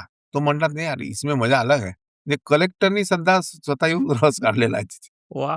एक वेगळा एक्सपिरियन्स देताय तुम्ही तुमच्या गिराईकाला राइट. नाहीतर आपलं ट्रेडिशनल बरोबर. खानावळीचा प्रकार म्हणा किंवा रेस्टॉरंटमध्ये जाऊन बसून ऑर्डरिंग करताय तुम्ही हं. टेबलवर बसताय. हे काय म्हणतात फारच एक एक वेगळा एक्सपेरिमेंट होता राइट तुमच्यासाठी पण. बरोबर. तुम्हाला तेव्हा असं नाही वाटलं का, की अरे एवढा मोठा आपण एक्सपेरिमेंट करतोय, रिस्क पण आहे याच्यामध्ये बाबा? 100% रिस्क वाटली. पण म्हटलं मरता क्या ना करता. अपने पास पैसे कहाँ है वेटर लोगों को देने के लिए. आणि तेव्हा तिथल्या आमच्या इथल्या चांगल्या-चांगल्या लोकांनी म्हटलं, "ये फेल है बोले, विष्णू का मॉडेल, फिर से, ये नहीं चलने वाला." पण सांगतो भाऊ तुला डे फर्स्ट पासून जी गर्दी सुरू झाली, रोज आम्हाला त्रास व्हायचा. हे कमी पड, ते कमी पड. एक तर अनुभव असा नाही. लग्नाचे कामं घ्यायचो. पण ते कसं 500 लोकांचं काम आहे. 500 का बनाया, लगाया, खा पी के निकले. इथे माहितीच नाही ना किती लोकं येणार आहे. आणि काउंटरवर जो भाऊ राहायचा त्याला खुशी. "आने दो, आने दो." अरे आने दो, अंदर क्या है देखना पहिले. अशी ती गंमत होती. आणि 6 महिने तर असं वाटलं, की कहाँ से शुरू किया ये मैंने. पण 6 महिन्यानंतर इतकं असं व्यवस्थित झालं आता, की आता असं वाटतं, की ही वास्तूच ते जेवण बनवते आहे. आम्ही नाही बनवत आहे. एवढं असं ते ईज झालं सगळं वातावरण. पहिली ब्रँच नागपूरच्या बाहेर रसोईची पुण्यात होती? कुठे होती? पुण्यात, पुण्यात. आणि तिला तिला म्हणजे किती वर्षानंतर पहिली ब्रँच एक्सपान्शन झालं? पहिली ब्रांच साधारण 4 वर्षातच. मग छत्रपती संभाजीनगर, मग कल्याण, ठाणे, त्याच्यानंतर मग आता इथे कुठलं तुमचं कर्नालला सुरू होत आहे. कर्नाल म्हणजे हरियाणा. तर आता हरियाणाला का हरियाणामध्ये. असा सगळ्यांचा प्रश्न असतो, की मराठी जेवण हरियाणाला का? मी म्हटलं मराठी जेवण का नको? हरियाणाचं जेवण आपण इथे जेवतो ना. पण हरियाणाला उघडण्यामागचं कारण असं आहे, की तिथे पानिपतच्या लढाईच्या वेळी मराठी लोकं गेले, मराठे. आणि ते आता रोड मराठे नावाची एक तिथे नवीन ती एक जमात तयार झाली. जवळपास 4.5-5 लाखाची लोकवस्ती आहे त्यांची. म्हणून मग आता कर्नालला सुरू केलं. हैदराबाद, अमरावती, शेगावला सुरू होतंय आता, लातूर. आता किती ब्रांचेस आहेत टोटल रसोईच्या? 7 तिकडे आणि 4 इकडे. 4 इकडे अमेरिकेत? हां, एक बँक्वेट हॉल कॅलिफोर्नियाला आणि डलासला आहे ना. आता त्याच्यासोबत रोटी शोटी और कबाब, विष्णूजी की रसोई, त्याच्यानंतर 36 चौरंगी लेन नावाचं आमचं नवीन एक हे येत आहे रेस्टॉरंट. त्याच्यानंतर रोटी शोटी कबाब हा व्हेजिटेरियन प्रकार कबाबचा आहे आणि अजून एक विष्णूजीज क्विक अँड फास्ट नावाची जशी आपली ह्याची चेन आहे ना तुमच्या इन अँड आउटची चेन आपल्या इकडे अमेरिकेत. हां, burger, in in and and out out burger. Burger. हां. हां, तशी चेन विष्णूजीज क्विक अँड फास्ट अशी चेन नागपूरला किंवा आसपास सुरू होत्या वाह! आणि म्हणजे असं काय म्हणतात त्याला ड्राईव्ह थ्रू किंवा पटकन पिक अँड गो ड्राइव थ्रू, सारखी सर्व्हिस. ड्राइव पटकन थ्रू एकदम. हां, ड्राइव थ्रू. 4 आयटम में कमाओ जम के आणि ही चेन सुरू करतोय मी वाह! नवीन लोकांसाठी. मला पैशाची हाव नाही. I am happy with what I have. ज्यांना कामं करायची आहेत, अशा लोकांना घेत असतो मी. प्रत्येकाला पार्टनरशिप देतो मी, गरज नसताना सुद्धा. किंवा तू पैसे टाक आणि काम कर. नोकर नको बनू. तेव्हा ते काय म्हणतात आपण जेव्हा इक्विटी मिळते किंवा हिस्सेदारी मिळते, तेव्हा मग आपलं पण काहीतरी असतं ना, मग आपलं पण एक 100% वाटतं आपल्याला रिस्पॉन्सिबिलिटी आणि रिस्पॉन्सिबिलिटी आपण पण वाटते काम. तेवढं झिजतो माणूस. अगदी बरोबर. तर अमेरिकेतल्या आमच्या प्रेक्षकांना जर काही असा इंटरेस्ट असेल तुमच्या मार्गदर्शनाखाली याच्या अशा ब्रांचेस वेगवेगळ्या ठिकाणी तर आहे का ऑप्शन्स तसं काही? आता मी ना रेस्टॉरंट उघडण्याच्या मागे कमी आहे अमेरिकेत. कारण ओके. मी एक म्हण तयार केली, भाऊ, लग्न पाहावं करून, घर पाहावं बांधून आणि रेस्टॉरंट पाहावं अमेरिकेत उघडून. डाळ-भाताचा भाव पता चालून जाते सगळा. हां, एवढा भारी विषय आहे. आता मी याच्याबद्दलच बोलणार आहे. हो. मला आता तुम्ही जगप्रसिद्ध तुम्ही शेफ, रेस्टॉरंट ओनर आहात. तुम्ही you make it look so easy for you. मला असं फार वाटतं सर, फूड बिझनेस हा one of the hardest business to crack. One of the hardest असं मला अगदी, वाटतं. अगदी. अगदी, अगदी बरोबर आहे. हे जे लोकं असतात ना, माझ्या बायकोला चांगला स्वयंपाक येतो म्हणून मी एक रेस्टॉरंट काढणार आहे. हे चूक आहे. तुझी बायको तुझ्या घरी, तुझा स्वयंपाक तुझ्या घरी, तुझी चांगली चव तुझ्या घरी. इथं जेव्हा कमर्शियल लेव्हलवर जेव्हा तुम्ही सुरू करता, तेव्हा हे शक्य नसतं. थैल्या घेऊन जेव्हा कॉटन मार्केट किंवा फार्मर्स बाजारामध्ये जावं लागतं, तेव्हा समजते दाल आटे का भाव क्या है. तर असा विचार करू नका आणि सुखाची हे आपली झोप दुःखात घालू नका. नेहमी माझं म्हणणं असतं. लोकं अट्रॅक्ट होतात. लोकांना पैसा दिसतो. हो, मला असं वाटतं, की लोकांना पैसा फार आहे असं वाटतं आणि आहे पैसा आहे. जे सक्सेसफुल आहे आय थिंक ते पैसा बनवतातही. चांगले बिझनेसमॅन आहेत. पण त्या लेव्हलला पोहोचायला फार अथक परिश्रम असतात असं मला वाटतं आणि आणि म्हणजे फेल्युअर रेटही भरपूर आहे या बिझनेसमध्ये. बहुत ज़्यादा है. 7% लोकं फेल्युअर आहेत. 3% उभे राहतात. हा रेशिओ आहे. बाप! आमच्या हॉटेल मॅनेजमेंटच्या कॉलेजमधला सुद्धा हाच रेशिओ आहे. 100 पोरांनी ॲडमिशन घेतली तर दुसऱ्या सेकंड इयरला 70 पोरं राहतात. 70 पोरं सेकंड इयर, थर्ड इयरला अजून कमी होतात. 5-30 झाले फायनली, 40 झाले. त्यातले मेन इंडस्ट्रीमध्ये फक्त 10% असतात. इंडस्ट्री सोडून जाणारे असतात. शेवटी 3-4% उरतात. हार्डवर्क खूप नंतर लक्षात येतं, की इसमें क्या-क्या करना पड़ता. कितने पापड़ बेलना पड़ता. आता मी थोडंसं आपण अमेरिकेबद्दल बोलतोय म्हणून विचारणार आहे. का असं तुम्हाला वाटतं, की अमेरिकेत थोडंसं हा बिझनेस क्रॅक करायला अवघड का जातो? मला मला मला पर्सनली असं वाटतं, की लेबर हा मे बी इथला सगळ्यात मोठा इश्यू आहे. पण मी 100% आउटसाइडर आहे. मला काही कळत हो, नाही. 100% इथले जे लेबर आहेत, जे काही आपल्याला मिळतात, एक तर पेपर्स असलेले लेबर तुमच्याकडे नाहीये. ते मिळवायला तुम्हाला जास्त पैसे खर्च करावे लागतात. जास्त पैसे खर्च करत नाहीत लोकं. मग पेपर नसलेल्या लोकांना घेतात. ते लोकं आले असतात पैसे बनवायला. कोणी बोटीवर उडी टाकून येतात.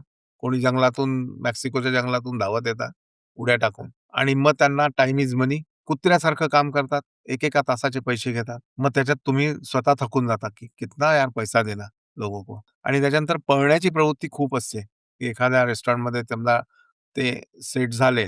सेट झाल्यानंतर त्यांना पळवणारा दुसरा असतो. कारण हे ओह! तुमचे म्हणजे हां, कॉम्पिटिशन वाला का? खूप जास्त. आय-टी वाले काय असतात, त्यांना पैसे असतात त्यांच्याकडे, पण त्यांना असं वाटतं पैसे लावले म्हणजे अपने को मिलना चालू हो गया. मला ऐसा मत करो. तुम्ही जर पैसे आणि मन आणि तुमचे कष्ट तिन्ही लावत असाल तर त्याच्यातून पैसा आहे. आत्ता मी ज्यांच्याकडे जिथून बोलतोय, त्यांना सुद्धा हेच म्हटलं, "लावले असतील पैसे काढून घ्या. नका टाकू असे पैसे कुठे. हे तुमचं तुम्ही हार्ड अगदी अर्न भारी मनी." बोलले सर. हे आय-टी मी पण आता आय-टी बॅकग्राऊंडचा आता हे फुल टाईम करतो मी YouTube वगैरे. पण आधी आय-टी बॅकग्राऊंडचाच आहे. तेव्हा हे फार मनात अशी इच्छा यायची हां.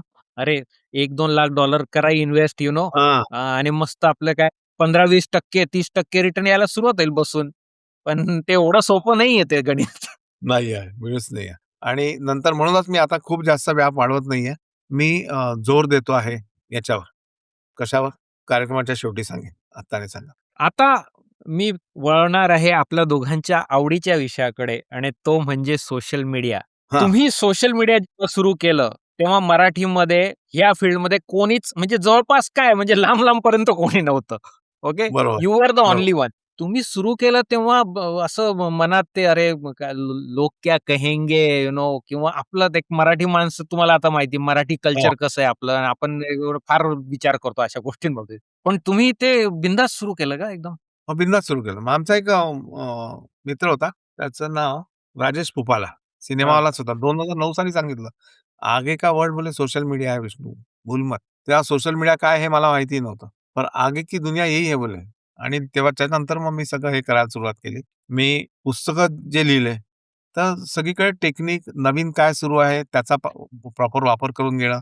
समजत नसेल त्या विषयातला तज्ञ माणूस त्याच्याकडनं शिकून घेणं, हे सगळं करत गेलो मी. त्यात लाज कसली रे, नाही का? इसलिए आपले श्रम नाही आते. आता एखाद्या मोबाईलचं काही फीचर समजलं नाही, मी कोणाला म्हणा, "ए बापू इथे सांग हे कसं करतात?" सांगतात पुट्टे आरामात. एखादं वाटलं की नाही चुकीचं आपण काही केलेलं आहे. ठीक आहे, माफी-बिफी मागून मोकळं होऊन जा. काढून टाका, डिलीट करा. डिलीट ऑल, पुन्हा पुसा, नवीन पाटी. चलता है सब. वाह! YouTube पहिलं होतं का Facebook पहिलं होतं? Orkut, Orkut. ऑर्कुट. माझं पण Orkut तेच. Yahoo, Orkut. हां, तेव्हापासून आहे. Orkut म्हणजे जगातलं पहिलं Facebook होतं ते. हो, हो. भारी काम होतं ते. Yahoo, Yahoo, Yahoo. याहू माहिती आहे की नाही? हो, हो. याहू हां, Yahooपेक्षा याहू, ऑर्कुट, Facebook, YouTube ज्या पद्धतीच्या रेसिपीज मी दाखवत असतो, त्या सगळ्या अशा मिडल एज वाल्या बायका अशांना, काही नवी पण आहे, पण पारंपरिक शेवटी पदार्थ सगळे माहीत नाही. पण खरं सांगतो मी पारंपरिक पदार्थांमध्ये जी मजा आहे, जी पौष्टिकता आहे, जी सात्विकता आहे, ती नवीन पदार्थांमध्ये सुद्धा नाही आहे. असं वाटतं का सर? मला असं वाटतं तुमचं म्हणजे पारंपरिक गोष्टींशी तुमची जी नाळ जोडून ठेवली आहे, तुमच्या कंटेंटमध्ये म्हणा, तुमच्या तुमच्या मेनूमध्ये पण म्हणा, त्या गोष्टीचा कुठेतरी ह्या सक्सेसच्या मागे वाटा आहे. 100% मला सक्सेसफुल करणाऱ्या 3-4 गोष्टी आहेत आयुष्यात. आई-बाबा, छत्रपती शिवाजी महाराज, ई-टीव्ही मराठी आणि पारंपरिक पदार्थ. हे माझे सक्सेसचे बलस्थान आहेत असं म्हणता येईल. तर गंमत कशी झाली, याला सुद्धा कारणीभूत ई-टीव्हीच आहे. कारण जेव्हा मी पदार्थ दाखवायला सुरुवात केली, मी सगळ्यात पहिले काय विचार करतो, की आपल्याला पाहणारा क्लास कुठला आहे? मी बोलतो हं. आहे, ते ऐकणारा क्लास, अरे ज्याला काही समजत नाही अशाला तू फाड-फाड इंग्लिशमध्ये सांगशील, तरी काय समजल? भले तू खूप छान इंग्लिश बोलतो, पण त्याला तर वाह! समजतच नाही. म्हणून मग मी पाहिलं, की ई-टीव्ही हा फ्री टू एअर असं चॅनल होतं, की जे भारतात कोणीही कुठेही बसून रेडिओसारखं बघू शकत होतं. असं ते एकमेव चॅनल होतं पहिलं, दूरदर्शन नंतर. मग म्हटलं आपली रेसिपी भारतात कुठे कोणीही पाहू शकेल. मग पदार्थ असे असावे, की त्या पदार्थाला लागणारे इन्ग्रीडियंट्स कुठल्याही खेड्या-गावात सहज मिळावे. मग असे पदार्थ कुठले पाहिले शोधले तर पारंपरिक पदार्थ. आणि मी नागपूर वऱ्हाडातला असल्यामुळे पारंपरिक पदार्थांची तर आपली म्हणजे इतकी रेलचेल आहे तिथे. वडा भात, गोळा भात, जिरा भात, भरडा भात, वांगा भात, हां, पुरणाची पोळी, भजे, ओह माय गॉड! गाजर भाजी, मसाल्याचे वांगे, शेंगोळ्या, शेवभाजी, थालीपीठ, धिरडं, काय विचारू नका. एवढे पदार्थ खूप आहेत. म्हणजे काहीच नाही घेतले नावं. तर म्हटलं हे पदार्थ सगळे आपल्या कामात येतील आणि हे जेव्हा सुरू केले, आमचा डिरेक्टर तेव्हा म्हणे, की "ये गया बोले, ये नहीं चलने वाला. ये ऐसे थोडी रेसिपी चलती" बोले. तर मी चॅनल म्हटलं 3 महिना तुम्ही बघा करून. मग 3 महिन्याचे 6 झाले, 6चे 9 न 14 वर्ष केला कार्यक्रम. ते आय एग्री. ते ई-टीव्ही मराठी तुम्ही म्हटले ना, तिथे भरपूर लोकांपर्यंत तुम्ही पोहोचले आणि तिथेच तुम्ही लोकांच्या मनात घर करायला सुरुवात केली. म्हणजे अजूनही तुला तुम्ही गंमत वाटेल भाऊ. गंमत हां. अशी आहे, की अजूनही काही लोकं असे आम्ही तुम्हाला रोज पाहतो दुपारी 1:30 वाजता. अरे संपून कार्यक्रम आता 4 वर्ष बंद झाला कार्यक्रम, तरी म्हणतात आम्ही रोज तर 1:30 वाजता. तर ओके, ई-टीव्ही मराठी झालंय, रसोई झालंय, तुम्ही सोशल मीडिया सुरू केलंय. मला अजून एक भारी गोष्ट काय वाटते तुमची, तुम्ही नाना प्रकारचे वर्ल्ड रेकॉर्ड करता आपल्या खाद्य संस्कृतीला घेऊन. हो. ही संकल्पना कशी आली? का वर्ल्ड रेकॉर्डच करायचं डायरेक्ट आता? हां. तर ते कसं झालं, मरता क्या ना करता. प्रत्येक काही जे काय घडलं आयुष्यात त्याच्यामागे काहीतरी कहाणी आहे. 2002 साली मी एक पराठा फेस्टिव्हल केला. जगातला सगळ्यात मोठा पराठा 5 फूट बाय 5 फुटाचा. तर तो फेस्टिव्हल उभा करण्यामध्ये पैसे सगळे संपणार होते. ॲडव्हर्टाइज करायला काही नव्हतं आपल्याकडे. मग आमचा एक मित्र आहे, त्याचं नाव आहे मनीष अवस्थी. तो आता मोठ्या पदावर एका मोठ्या चॅनलच्या मोठ्या पदावर आहे. त्याला म्हटलं, "मनीष इसको चमकाना है." तो आज तक तेव्हा चॅनल होतं, आताही आहे. बोले इसमें न्यूज़ न्यूज़ बना दे यार तू। अबे बोले पगला है क्या न्यूज़ ऐसे नहीं बनती बोले कुछ तो करना पड़ेगा तेरे को। म्हटलं क्या? बोले इसी में कुछ वर्ल्ड रेकॉर्ड बना बोले तू। म्हणून मग तो 5 फूट बाय 5 फुटाचा पराठा केला, की तो पराठा पाहायला त्याची न्यूज होईल, लोकं येतील आणि माझा पराठा फेस्टिव्हल चालेल. त्याच्यामध्ये कुठेही मला वर्ल्ड रेकॉर्ड करायचा वगैरे असं काही नव्हतं. तो रजिस्टरही नव्हता केला तेव्हा आणि नंतर मग समजलं, की त्याचं महत्त्व जास्त आहे. मग पुरणपोळी झाली. मग पुन्हा दुसरा एक पराठा केला आणि मग कबाब फेस्टिव्हल केला तर 9 फूट लांबीचा कबाब तयार करून त्याची न्यूज बनवली, की कबाब फेस्टिव्हलला लोकं येतील. असं करत ती वर्ल्ड रेकॉर्डची सुरुवात झाली. पण पुन्हा त्याच्या मागे राहिलो नाही मी. कारण नंतर मग रसोई सुरुवात झाली. मग वर्ल्ड रेकॉर्ड्स हं. एवढे काय असे डोक्यात म्हणजे आक्रस्ताळपणा नव्हता, की मला एवढे 10 रेकॉर्ड बनवायचे आहे, 20 रेकॉर्ड बनवायचे आहे. 2016 सालची गोष्ट असेल, की आमचा मुलगा आदिनाथ आईला म्हणे, तेव्हा क्रिकेटचं वेड सगळ्यांना असतं ना, मुलांना, लहान मुलांना. तर तो म्हणे, "यार सचिन तेंडुलकर एवढे वर्ल्ड रेकॉर्ड बनवतो. आपल्या बाबांनाही एखादा वर्ल्ड रेकॉर्ड बनवायला सांग." कारण त्याला तेवढं कळत होतं, की बाबा कुठेतरी थोडेसे वेगळे आहेत इतरांपेक्षा. तर ती म्हणे, "करून टाका ना, मागे तुम्ही बनवायचे वर्ल्ड रेकॉर्ड." म्हटलं, "आता काय करू यार?" मग मी म्हटलं, "आपण मॅक्सिमम अवर्सचं कुकिंग करू." ठीक आहे ना. मी तेव्हा पाहिलं, की अरे ओके. आपण एवढे तास काम करत असतो, तर 5-25 तास करू शकू काम. चला पाहिला तर तो पहिलाच रेकॉर्ड जो 40 तासाचा होता. बेंजामिन पेरी नावाचा एक गृहस्थ आहे अमेरिकेतला. त्यांनी तो केला होता. कुकिंग म्हटलं 40 तास. 40 तास. म्हटलं अरे इससे तो बडा बनाना पडेगा आणि म्हणून मग मी 56 तास नॉनस्टॉप कुकिंगचा वर्ल्ड रेकॉर्ड केला तो. तेव्हा मला मीडियाची ताकद समजली, सोशल मीडियाची ताकद समजली आणि मग मी म्हटलं नाही अभी इसको छोडना नहीं. मग करायचं काय? विजय वाणी म्हणून आहे जळगावला. त्यांना असं काही-काही जळगावसाठी खूप करायला आवडतं. म्हणे, "सर या वांग्याच्या भरताला तुम्ही फेमस करा ना हो," म्हणे. मग आमच्या दोघांच्या ह्याच्यातून आपण सगळ्यात जास्त मॅक्सिमम भरीत बनवू म्हणे. म्हणे 1000 किलो. म्हटलं 1000 नाही 5000 बनवा. 5000 किलो बनवा म्हटलं त्याच्यात मजा येईल. आणि मग हो नाही करता 3,500-4,000 वर आमचं तय झालं. आणि मग त्याला लागणार भांडं. म्हटलं हे वेगवेगळ्या भांड्यात जर बनवलं तर मजा नाहीये त्याच्यात. एका भांड्यात बनवा. कोल्हापूर जे आहे ते अशा कामांसाठी प्रसिद्ध आहे. कुकिंग मोठ्या इक्विपमेंट्स हो, मोठे भांडे. Technical okay. हां. मग कोल्हापूरला मी आमचा एक मित्र आहे निलेश पै. त्याचा तो जॉब नव्हता तरी त्यांनी ते केलं. ते भांडं आम्हाला दिलं आणि जगातली सगळ्यात मोठी कढई 10 फूट बाय 10 फुटाची कढई तयार झाली. 2000 किलो वजन होतं तिचं. पहिले नागपूरला आली. मग नागपूरला आल्याबरोबर पहिले म्हटलं, "यार जळगावला जायच्या आधी 3000 किलो आम्ही एक खिचडी बनवून टाकली त्याच्यात." गडकरी साहेबांना बोलावलं. Trial run. हो, ट्रायल रन. नितीन गडकरीजी खाण्याचे शौकीन. या लोकांनी हो. खूप मदत मला केली. नितीन गडकरी आहे, त्याच्यानंतर आपले देवेंद्रजी फडणवीस आहेत. वाह! वाह! अशी बरीच म्हणजे नागपूरची आहेत, की ज्यांची आता ओघाओघाने नावं येतील, की त्यांनी प्रत्येक वेळी मला मदतीचा हात दिलेला आहे. गिरीश भाऊ गांधी आहेत. तो हर आदमी म्हणजे अगदी छोटा रिक्षावाला सुद्धा माझ्या कामात येऊन गेला. पण त्याच्या माझं आयुष्य घडवण्यात त्या रिक्षावाल्याचं सुद्धा योगदान आहे. तो इसलिए सब अपने लिए सलाम के माफक है. तर मग ते झाल्यानंतर मग आम्ही गेलो जळगावला आणि जळगावला तुला सांगतो यार, तू बघ मी पाठवतो लिंक तुला. 100 बायका सकाळी 5 वाजता 100 फूट लांब असे वांग्याचे 4 ढीग मस्त आकाशात धूर उठलेला वांगे भाजत होत्या. 3500 किलो वांगी भाजत होतो आणि तो किंवा लोकल पदार्थांना फेमस करायच्या दृष्टीने जेव्हा जगात फिरतो तेव्हा मुतब्बल किंवा बाबा गणोश नावाचे पदार्थ जे वांग्याच्या भरताच्या कुठेही जवळपास नाही आहेत, सगळीकडे मिळतात. तर वांग्याचं भरीत का नाही मिळत? किंवा वांग्याचं भरीत का माहिती नाही लोकांना? आणि म्हणून मग ते वांग्याचं भरीत केलं. मग मिसळ केली, उपवासाची खिचडी केली.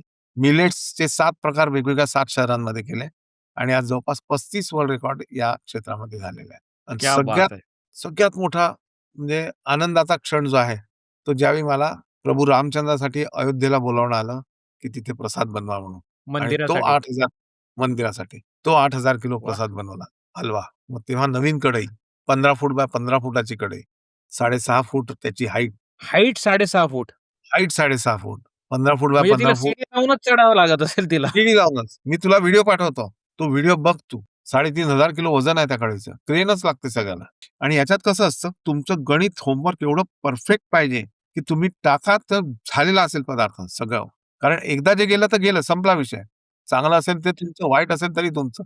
रिस्क असते. ते म्हणजे सी 1 वर्ल्ड रेकॉर्ड करणं, 2 करणं, 5 करणं, 35 याच्यामध्ये एक गोष्ट कळते, की पॅशन आहे हे तुमचं. म्हणजे प्रेम आहे या गोष्टींसाठी. हो. त्याशिवाय होऊ शकत नाही हे. आणि मगाशी मी वर्ल्ड रेकॉर्डच्या वेळी तुला सांगेन म्हटलं ना, मला हे जे कडा आहे, हे हां. मंगेशकर कुटुंबियांकडनं आले. वाह! ज्यावेळी 56 तास रेकॉर्ड केला, त्यावेळी एक कडं, त्याच्यानंतर एक चांदीची मूर्ती, जिच्या हातात सोन्याची पळी आहे, ती अन्नपूर्णा देवीची, शेला, असं सगळं आम्हाला पाठवलं. आमच्या इथे शेवाळकर फॅमिली आहे. त्यांनी ते आणि मंगेशकरांचे घनिष्ठ संबंध आहेत. आशुतोष शेवाळकर. त्यांनी दिलं हे सगळं मला. नंतर घरी बोलावून सत्कार केला. और क्या चाहिए यार लाइफ में? पैसा देके नहीं होने वाला ये सब कुछ. खरी गोष्ट आहे. I love my life. तुमचं म्हणजे एक वेगळीच फिलॉसॉफी पण दिसते हां, सर. तुमचे म्हणजे it's not only about money. It's about doing things, living life to fullest म्हणतो ना आपण. बरोबर. एक दृष्टिकोन आहे तुमचा आयुष्याचा. भरपूर लोकं ना म्हणजे फक्त आयदर बिझनेसच्या दृष्टिकोनातनं बघतात किंवा मग फक्त फिलॅन्थ्रोपीच्या दृष्टिकोनातनं बघतात. पण तुमचा एक फार युनिक पर्स्पेक्टिव्ह वाटतोय मला आयुष्याकडे बघायचा. ऊपर वाले की देण्या सब. Very nice. आता आपण बोलूयात नवीन काय चालू आहे? इंटरेस्टिंग असं आहे, 2 गोष्टी आहेत, की ज्या अमेरिकेत सुरू करतोय. आता मी पूर्ण अमेरिकाभर क्लाउड किचनची सुरुवात करतोय. डॅलसला थोडी झाली, पण बोस्टनला सुरुवात करतोय ती त्याची. आणि प्रत्येक शहरामध्ये ॲट लीस्ट 10-10, 15-15 तरी क्लाउड किचन असतील. म्हणजे मी बघतोय समोरचं जे टार्गेट ठेवलेलं आहे, की येत्या वर्षामध्ये ॲट लीस्ट 100 तरी क्लाउड किचन आपण उघडावे पूर्ण अमेरिकेत. जे फक्त आणि फक्त मराठी जेवण देतील. त्याच्या मागची भावना अशी, की मराठी माणसं इथे काम करतात. त्यांना मराठी फूड मिळत नाही. कारण हे रेस्टॉरंट्स मराठी आपले जास्त टिकू शकत नाही मराठीच्या भरोश्यावर, मराठी जेवणाच्या भरोश्यावर. आणि मराठी हो. माणसाच्या आपलं जे असतं, की संकोच नाही इतना ठीक है, इससे ज्यादा नहीं. मग त्याच्यात इंडो चायनीज टाका, मग नेपाळी टाका, मग नॉर्थ इंडियन बरोबर, टाका आणि मग मराठी कुठेतरी दूर जातं. म्हणून मग बरोबर. ज्या डिपेंडिंग व्हिसावर बायका असतात, ज्यांना काहीतरी करायची हौस आहे, असांचा कमी पैशामध्ये व्यवसाय सुरू होऊ शकतो. घरच्या घरून किंवा क्लाउड किचन तुम्ही भाड्याने घेऊन तो काम करू शकता. आणि मी माझं स्वतःचं ब्रँडिंग त्यांना देणार आहे. आणि ब्रँडिंग देताना त्या कसं करतात हे चेक करायला आमची इथे टीम डेव्हलप करतोय. ती टीम टीम डेव्हलप करेल. त्याच्यानंतर त्यांना करायचं काहीच नाही. स्वयंपाक करायचा आहे आणि बाकी ऑनलाईन सगळं जेवण जातच आहे. वाह! कॉन्सेप्ट फारच युनिक आहे आणि फार भारी आहे. हो. 25 रेसिपीज त्यांना देऊ आम्ही. त्याच्या एस-ओ-पीज देऊ. त्या कॅटरिंग करतील. त्याला आमची टीम हिंदुस्थानातून हे करत असेल, फॉलो घेत असेल, की काय-काय तयारी केली. पेपर नॅपकिन पासून हे घेतलं का, ते घेतलं का, स्टँडी इथे लावा, हे तिथे करा. आणि याच्यात कुठेही कमिशन हा प्रकार नाहीये. वन टाईम तुम्ही आम्हाला एक पैसे द्यायचे आणि मंथली काहीतरी रिकरिंग द्यायचं. मग तुम्ही धंदा 10चा करा, 5चा करा, 20चा करा. आम्हाला काही तुम्हाला सगळीकडे आमची मदत मिळेल. असा तो एक कन्सेप्ट आहे. त्याच्यात ठीक आहे, मला काही खूप जास्त पैसे मिळणार नाही. पण प्रत्येकजण उभा राहील. मराठी माणसाला जगभरात मराठी जेवण मिळेल, एवढीच आपली इच्छा आहे. बाकी काय. वाह! मला वाटतं हे 2-3 गोष्टींसाठी छान कॉन्सेप्ट आहे सर. एक तर म्हणजे तुम्ही अगदी बरोबर ओळखलं, की असं घरगुती जेवण चांगलं आपलं हां. मराठी खरंच मिळत नाही. ते आम्हाला आमच्यासारख्या लोकांना जे जे आता प्रोफेशनल असतात त्यांना मिळेल. आणि दुसरं तुम्ही म्हणताय, की तुम्ही कामाला सुद्धा असे लोकं प्रिफर कराल, जी आपली मंडळी मे बी त्यांना आता अगदी बरोबर. विजा आहे पण काही करता येत नाही. टेक्निकल करता किंवा सॉफ्टवेअरमध्ये जॉब नाहीये. आणि अशी कमर्शियल लोकांना नाही देणार, म्हणजे एखाद्या रेस्टॉरंटवाल्याला नाही देणार हे. जे घरगुती टाइप आहे त्यांना आपण हे करू, मार्गदर्शन आणि बाकी सगळं. आणि दुसरी एक महत्त्वाची आणि शेवटची गोष्ट अशी, की येणाऱ्या 15 ऑगस्टला इथे माझा 36वा वर्ल्ड रेकॉर्ड करतोय बोस्टनला. सलग 36 वर्ल्ड 36 वर्ल्ड रेकॉर्ड सलग 26 तास नॉनस्टॉप डोसे बनवणार आहे. 15 ऑगस्टला सकाळी 7ला सुरुवात करीन तर 16 ऑगस्टला दुपारी सकाळी 9 पर्यंत. माझी अशी मनापासून इच्छा आहे, की तुम्ही या फेस्टिव्हलला यावं 15 ऑगस्टला. वेळ अजून 4 महिने. आतापासूनच थोडंसं झोल-जुगाड करून ठेवा. नक्कीच आम्ही त्या दृष्टीने आता प्लॅनिंग आमचं सुरू करतोच. तिकडे हो, नॉर्थ ईस्टला एक चक्कर टाकायची आहेच आम्हाला जरा 2-3 ब्रँड्स पण बोलवतायत, तर आम्ही नक्की, नक्कीच नक्की. आता योगायोग खूप जुळूनच येऊयात. खूप लोकांनी इथे छान-छान रेस्टॉरंट्स टाकलेली आहेत मराठी लोकांनी. तर ते पाहायला नक्कीच ये तू. आणि वाह! या उपक्रमासाठी तुझ्यामार्फत आता सगळ्या अमेरिकेतल्या मराठी लोकांना मी एक आवाहन करू शकतो, की ज्यांना जशी-जशी मदत करायची त्याला तुम्ही करू शकता. माझी तयारी तर झालेली आहे. म्हणजे मी नेहमी एक लक्षात ठेवतो, की दुसऱ्याच्या खांद्यावर बंदूक ठेवून मारायची नाही. आपल्या बंदुकीत पहिले आपल्या खिशात गोळ्या ठेवाव्या, मग मारायच्या. मारता-मारता "है क्या 1-2 गोली दे दे भाई." वाह! वाह! सो 15 ऑगस्टला सकाळी स्टार्ट होणार प्रोग्राम 16 ऑगस्टपर्यंत चालणार तो. हो. याची तुम्हाला जागेची वगैरे माहिती काही दिवसांनी बरोबर मी ह्याच्यावर टाकेन. अजून थोडासा आपल्या मराठी माणसाविषयीचा मराठी माणसाचा प्रश्न आहे सर. तुम्हाला असं वाटतं का, की मराठी माणूस मार्केटिंगमध्ये कुठेतरी कमी पडतो? 100% 100% कमी पडतो. कारण ना, आपलं मुळात असा स्वभाव असेल, की मी याचं उदाहरण तुम्हाला पहिलेपासून तर मराठी जेवणाबद्दलच देतो उदाहरण, की ज्या प्रमाणामध्ये पंजाबी जेवण, गुजराती जेवण, मारवाडी जेवण समोर आलंय, मराठी जेवण आलेलं नाहीये. ते चांगलं नाहीये म्हणून आलेलं नाहीये. त्याच्यासाठी आपण जबाबदार आहोत. मी, तू जबाबदार आहे. कारण आपल्याला असं वाटतच नाही, की अरे माझं पिठलं भाकर, झुणका भाकर हे अव्वल दर्जाचं आहे. आपल्या अरे काय मी झुणका भाकर खिलवू यार तुला, मी तर सुदाम्याचे पोहे असं असं नाही. दिल्लीला तुम्ही जा, एक मद्रासी येतो, थैलीमध्ये इडल्या घेऊन येतो, डोक्यावर सांबार चटणी असतो, 10 मिनिटं उभा राहतो, सायकलवर विक-टाक करून 15-20 मिनिटात धंदा करून मोकळा होऊन जातो. एखादा तरी माणूस दिसतो का टोपी घालून, झुणका भाकर विकताना? नाही दिसत. तर पहिलेपासून आपल्याला वाटत असेल, की जेवण विकून पैसा कमवणे हे कमीपणाचं लक्षण असेल, हं. पहिलेपासून. कारण त्याचा अनुभव मला कॅटरिंगचा व्यवसाय सुरू केला तेव्हाच आला, की "सिंधू के लडके अय्ये बन गए." हे असे आमचे नातेवाईकच म्हणायचे. अय्ये म्हणजे महाराज, सिंधू म्हणजे माझी आई. महाराज हां, हं, असे ते. आणि टोमणे. जेव्हा हो, आम्ही कामाला जायचो, काम करायचो. आमच्या वयाची पोरं लग्न रिसेप्शनला आले, "अबे वो देखना मनोहर जा रहा, टेबल उठा रहा, देख कैसे उठा रहा." बोले. आणि एक गोष्ट अजून तुम्हाला आत्ता इतक्या काही वर्षापूर्वी एक आमचे 3 मित्र, जे आमच्यासोबत नेहमी राहतात, ते त्यांनी काहीतरी फायनान्सचा बिझनेस सुरू केला. कारण ते विमानाने एकदा जात होते कुठेतरी इन्व्हेस्टमेंट करा आणि आपापसात त्यांच्या गोष्टी अशाच होत्या. "देख बोले अपना कैसा व्हाइट कॉलर बिझनेस है, नहीं तो तेरा विष्णू पाता भाजी खाऊन पाहता का? झुणका खाऊन पाहता का? वही करते रहेंगा" बोले वो. अरे वो पातळ भाजी झुणके ने मेरे को दिया है और मुझे गर्व है उसपे. नंतर काय झालं त्यांचं? कंपनी डुबली. इतर-तितर झाले. आता मग ट्रेनचं तिकीट काढायला पैसे नाही. अशी गोष्ट आहे. आपल्या जेवणाला कमी समजू नका. त्याला महत्त्व द्या, प्राधान्य द्या आणि त्याला प्रमोट करा. तुम्ही तुमच्या घराच्या इथे एखादी पार्टी ठेवता. तुम्ही तुमचे पदार्थ द्या ना यार. हो, तुम्ही तेच बरोबर. पदार्थ आणता, तेच तर पनीर आणा, तेच आणा. त्याला विरोध नाहीये माझा. पण स्वतःच्या पदार्थांवर तुम्ही नाज होना चाहिए अपने रेसिपीज पे, आपल्या पदार्थांवर. मार्केटिंग करा. त्याच्यात अजून एक सांगतो मी, की की समजा भाऊकडे आमच्या एका सेंटरवरून 4 वेळा स्वयंपाक जात असेल. ठीक आहे. 4 वेळा स्वयंपाकामध्ये 3दा त्यांनी मसाल्याची वांगी मागितली किंवा जास्त मसाल्याची वांगी गेली. एखाद वेळी त्यांनी मागितली नाही. तरी त्याला तुम्ही तुमच्याकडनं एक हाल्फ प्लेट मसाल्याची वांगी पाठवून द्या. हाल्फ प्लेटमध्ये भाऊचं काही होत नाही पैशामध्ये. पण त्याला तो एक विचार, "अरे नाही यार, मला पाठवलं माझी आवड बघून." येस, किंवा येस. मग काहीच नसेल जमत, भाज्या चिरा, छान पॅक करा. थोडीशी कोथिंबीर, हिरवी मिरची, लसूण, कांदा, चिरलेली भाजी अशी पाठवून द्या, की "ये कल बनाओ मेरी याद में." तर हे मार्केटिंग आहे. असं करायला पाहिजे. ह्या ह्या ह्याच्यातून मला बारीक एक ह्याच्यातनं ते कनेक्शन आणि ट्रस्ट बनून जातं.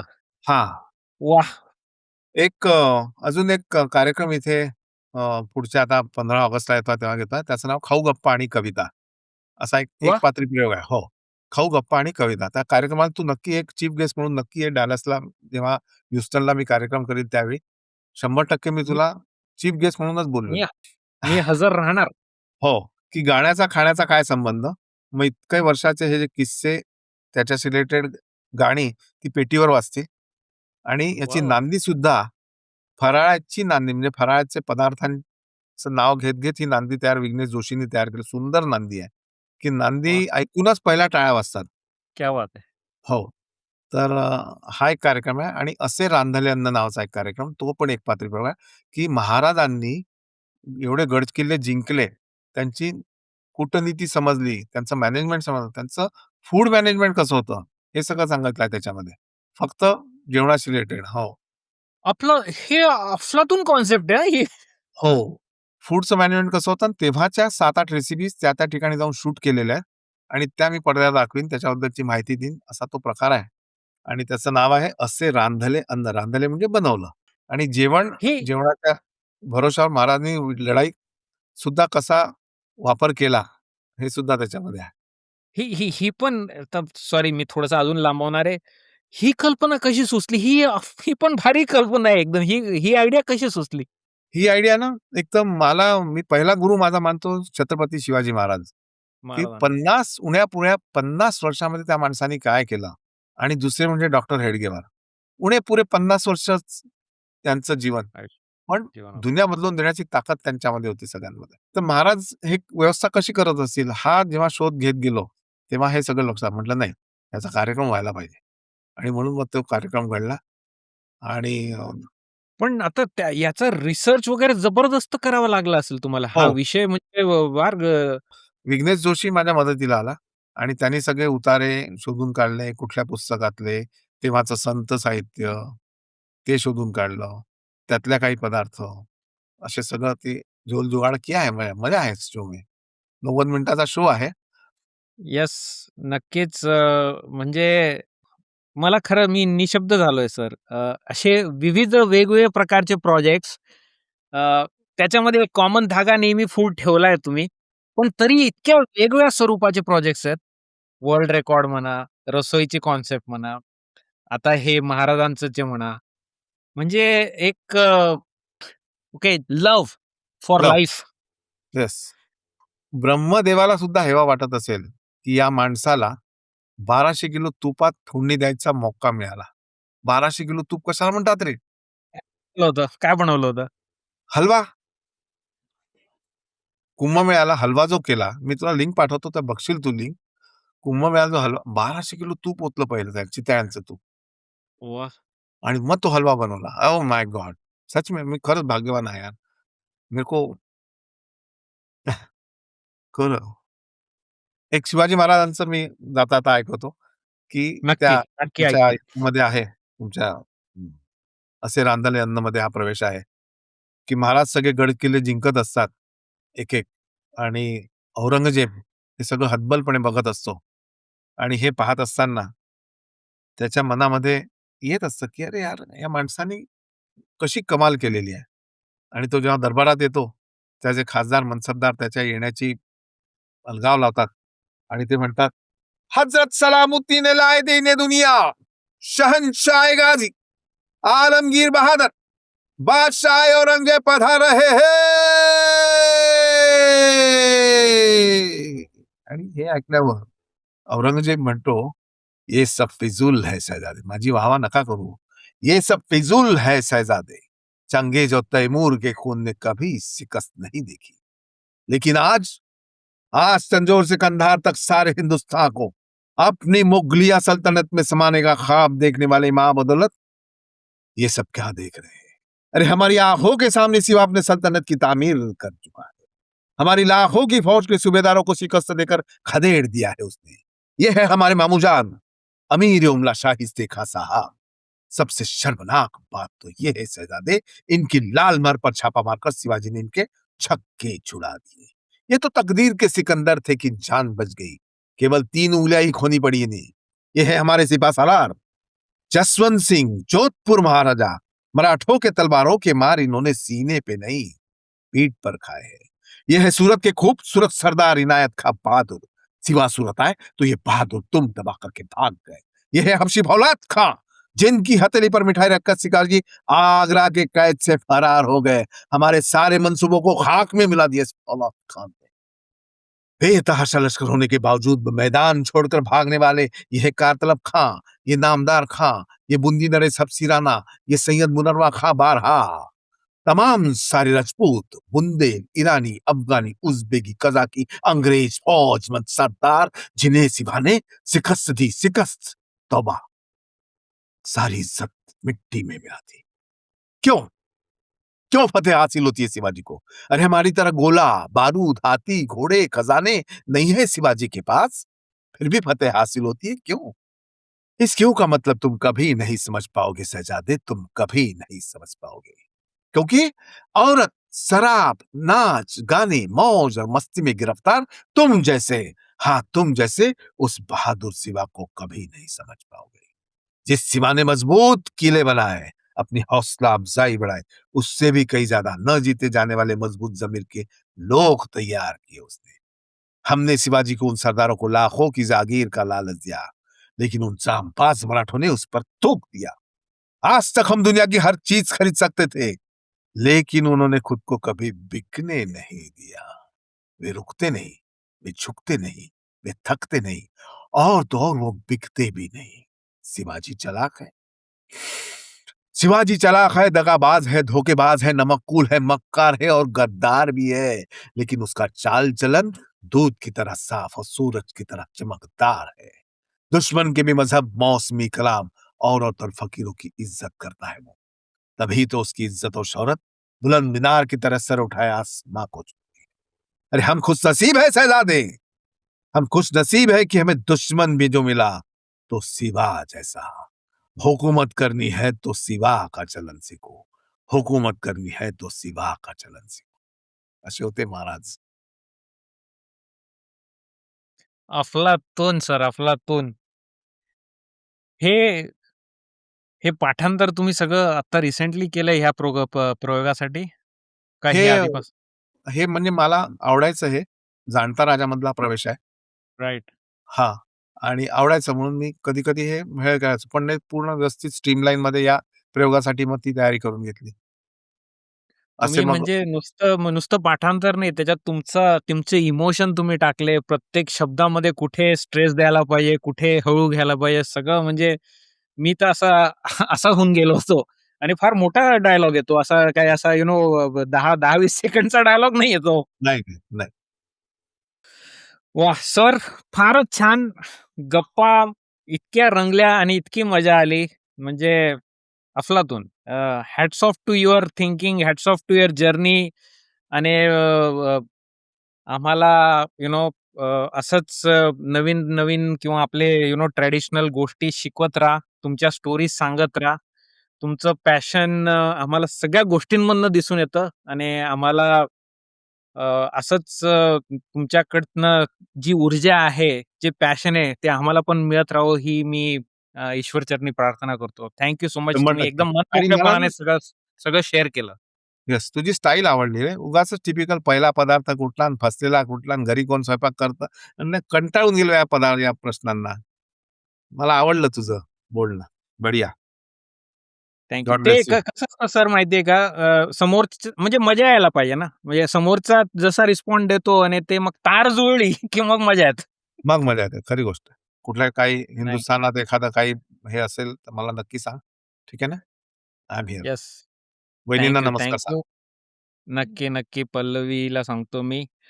मित्रांनो, तुम्हाला हा मास्टर शेफ यांचा पॉडकास्ट आम्हाला जितका आवडला, तेवढाच तुम्हालाही आवडला असेल, मी अपेक्षा करतो. जर हा व्हिडिओ आवडला असेल, तर हा दुसरा व्हिडिओ पण नक्की बघा. चॅनलला नक्की सबस्क्राईब करा आणि व्हिडिओ तुमच्या मित्रांसोबत, तुमच्या फॅमिलीसोबत शेअर करा. भेटूयात लवकरच एका नवीन व्हिडिओमध्ये. तोच तर वाजव वाजव रे! रे! दादा पाटेकरांचं जे हे होतं ना, टू बी और not to be that is a question. हा होता नटसम्राट, आता खाद्य सम्राट. मी त्याच्यावरच चपकल बसेल असं मी स्वतःचं काव्य तयार केलं. बघावं की खावं एकच सवाल आहे, डायटिंग. या किचन मधल्या विस्तीर्ण डायनिंग टेबलवर पसरलेल्या वेगवेगळ्या चवदार चटकदार पदार्थांकडे नुसतंच बघावं की पाडून टाकावा फडशा त्या सगळ्या पदार्थांचा आणि करावा सर्वांचा शेवट, लाडवाचा, गुलाबजामचा, जिलबीचा, मालपुऱ्याचा आणि शेवटी या डायटिंगचा सुद्धा. अरे भाऊ, लावलं त्या जिभेच्या टोकानं त्या पुरणपोळीला असा डंख मारावा की नंतर येणाऱ्या निद्रेला नसावा जागृतीचा किनारा कधीही.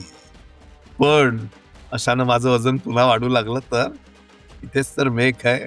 डायटिंगच्या नावाखाली आम्ही ओलं सुकं गिळत बसतो, सहन करतो आमच्याच चटोरेपणावर होणारे परिणाम, भरत बसतो डायटिशियनची भरम साठ बिलाडी. अखेर आमच्याच घरात चोरासारखे डबे हुडकत बसतो वेगवेगळ्या फराळाच्या पदार्थांचे. अन्नपूर्णे, तू इतकी कठोर का झाली विधात्या? अरे तू इतका कठोर का झाला? एका बाजूला जिला आम्ही वेगवेगळ्या पदार्थांच्या चवी खाऊ घातल्या, ती आम्हाला डिवसते आमची बायको, हे खाऊ नको ते खाऊ नको, आणि दुसऱ्या बाजूला तू सुद्धा आमची पोटं वाढवतो. मग या विस्कटलेल्या देहाचे गोळे घेऊन या ढेरपोट्यांनी कोणत्या हलवायच्या घरावर तुळशीपत्र ठेवायचं ग? कोणत्या हलवायच्या घरावर तुळशीपत्र ठेवायचं? तू पी किंवा खा, एकच सवाल आहे रे. डायटिंग.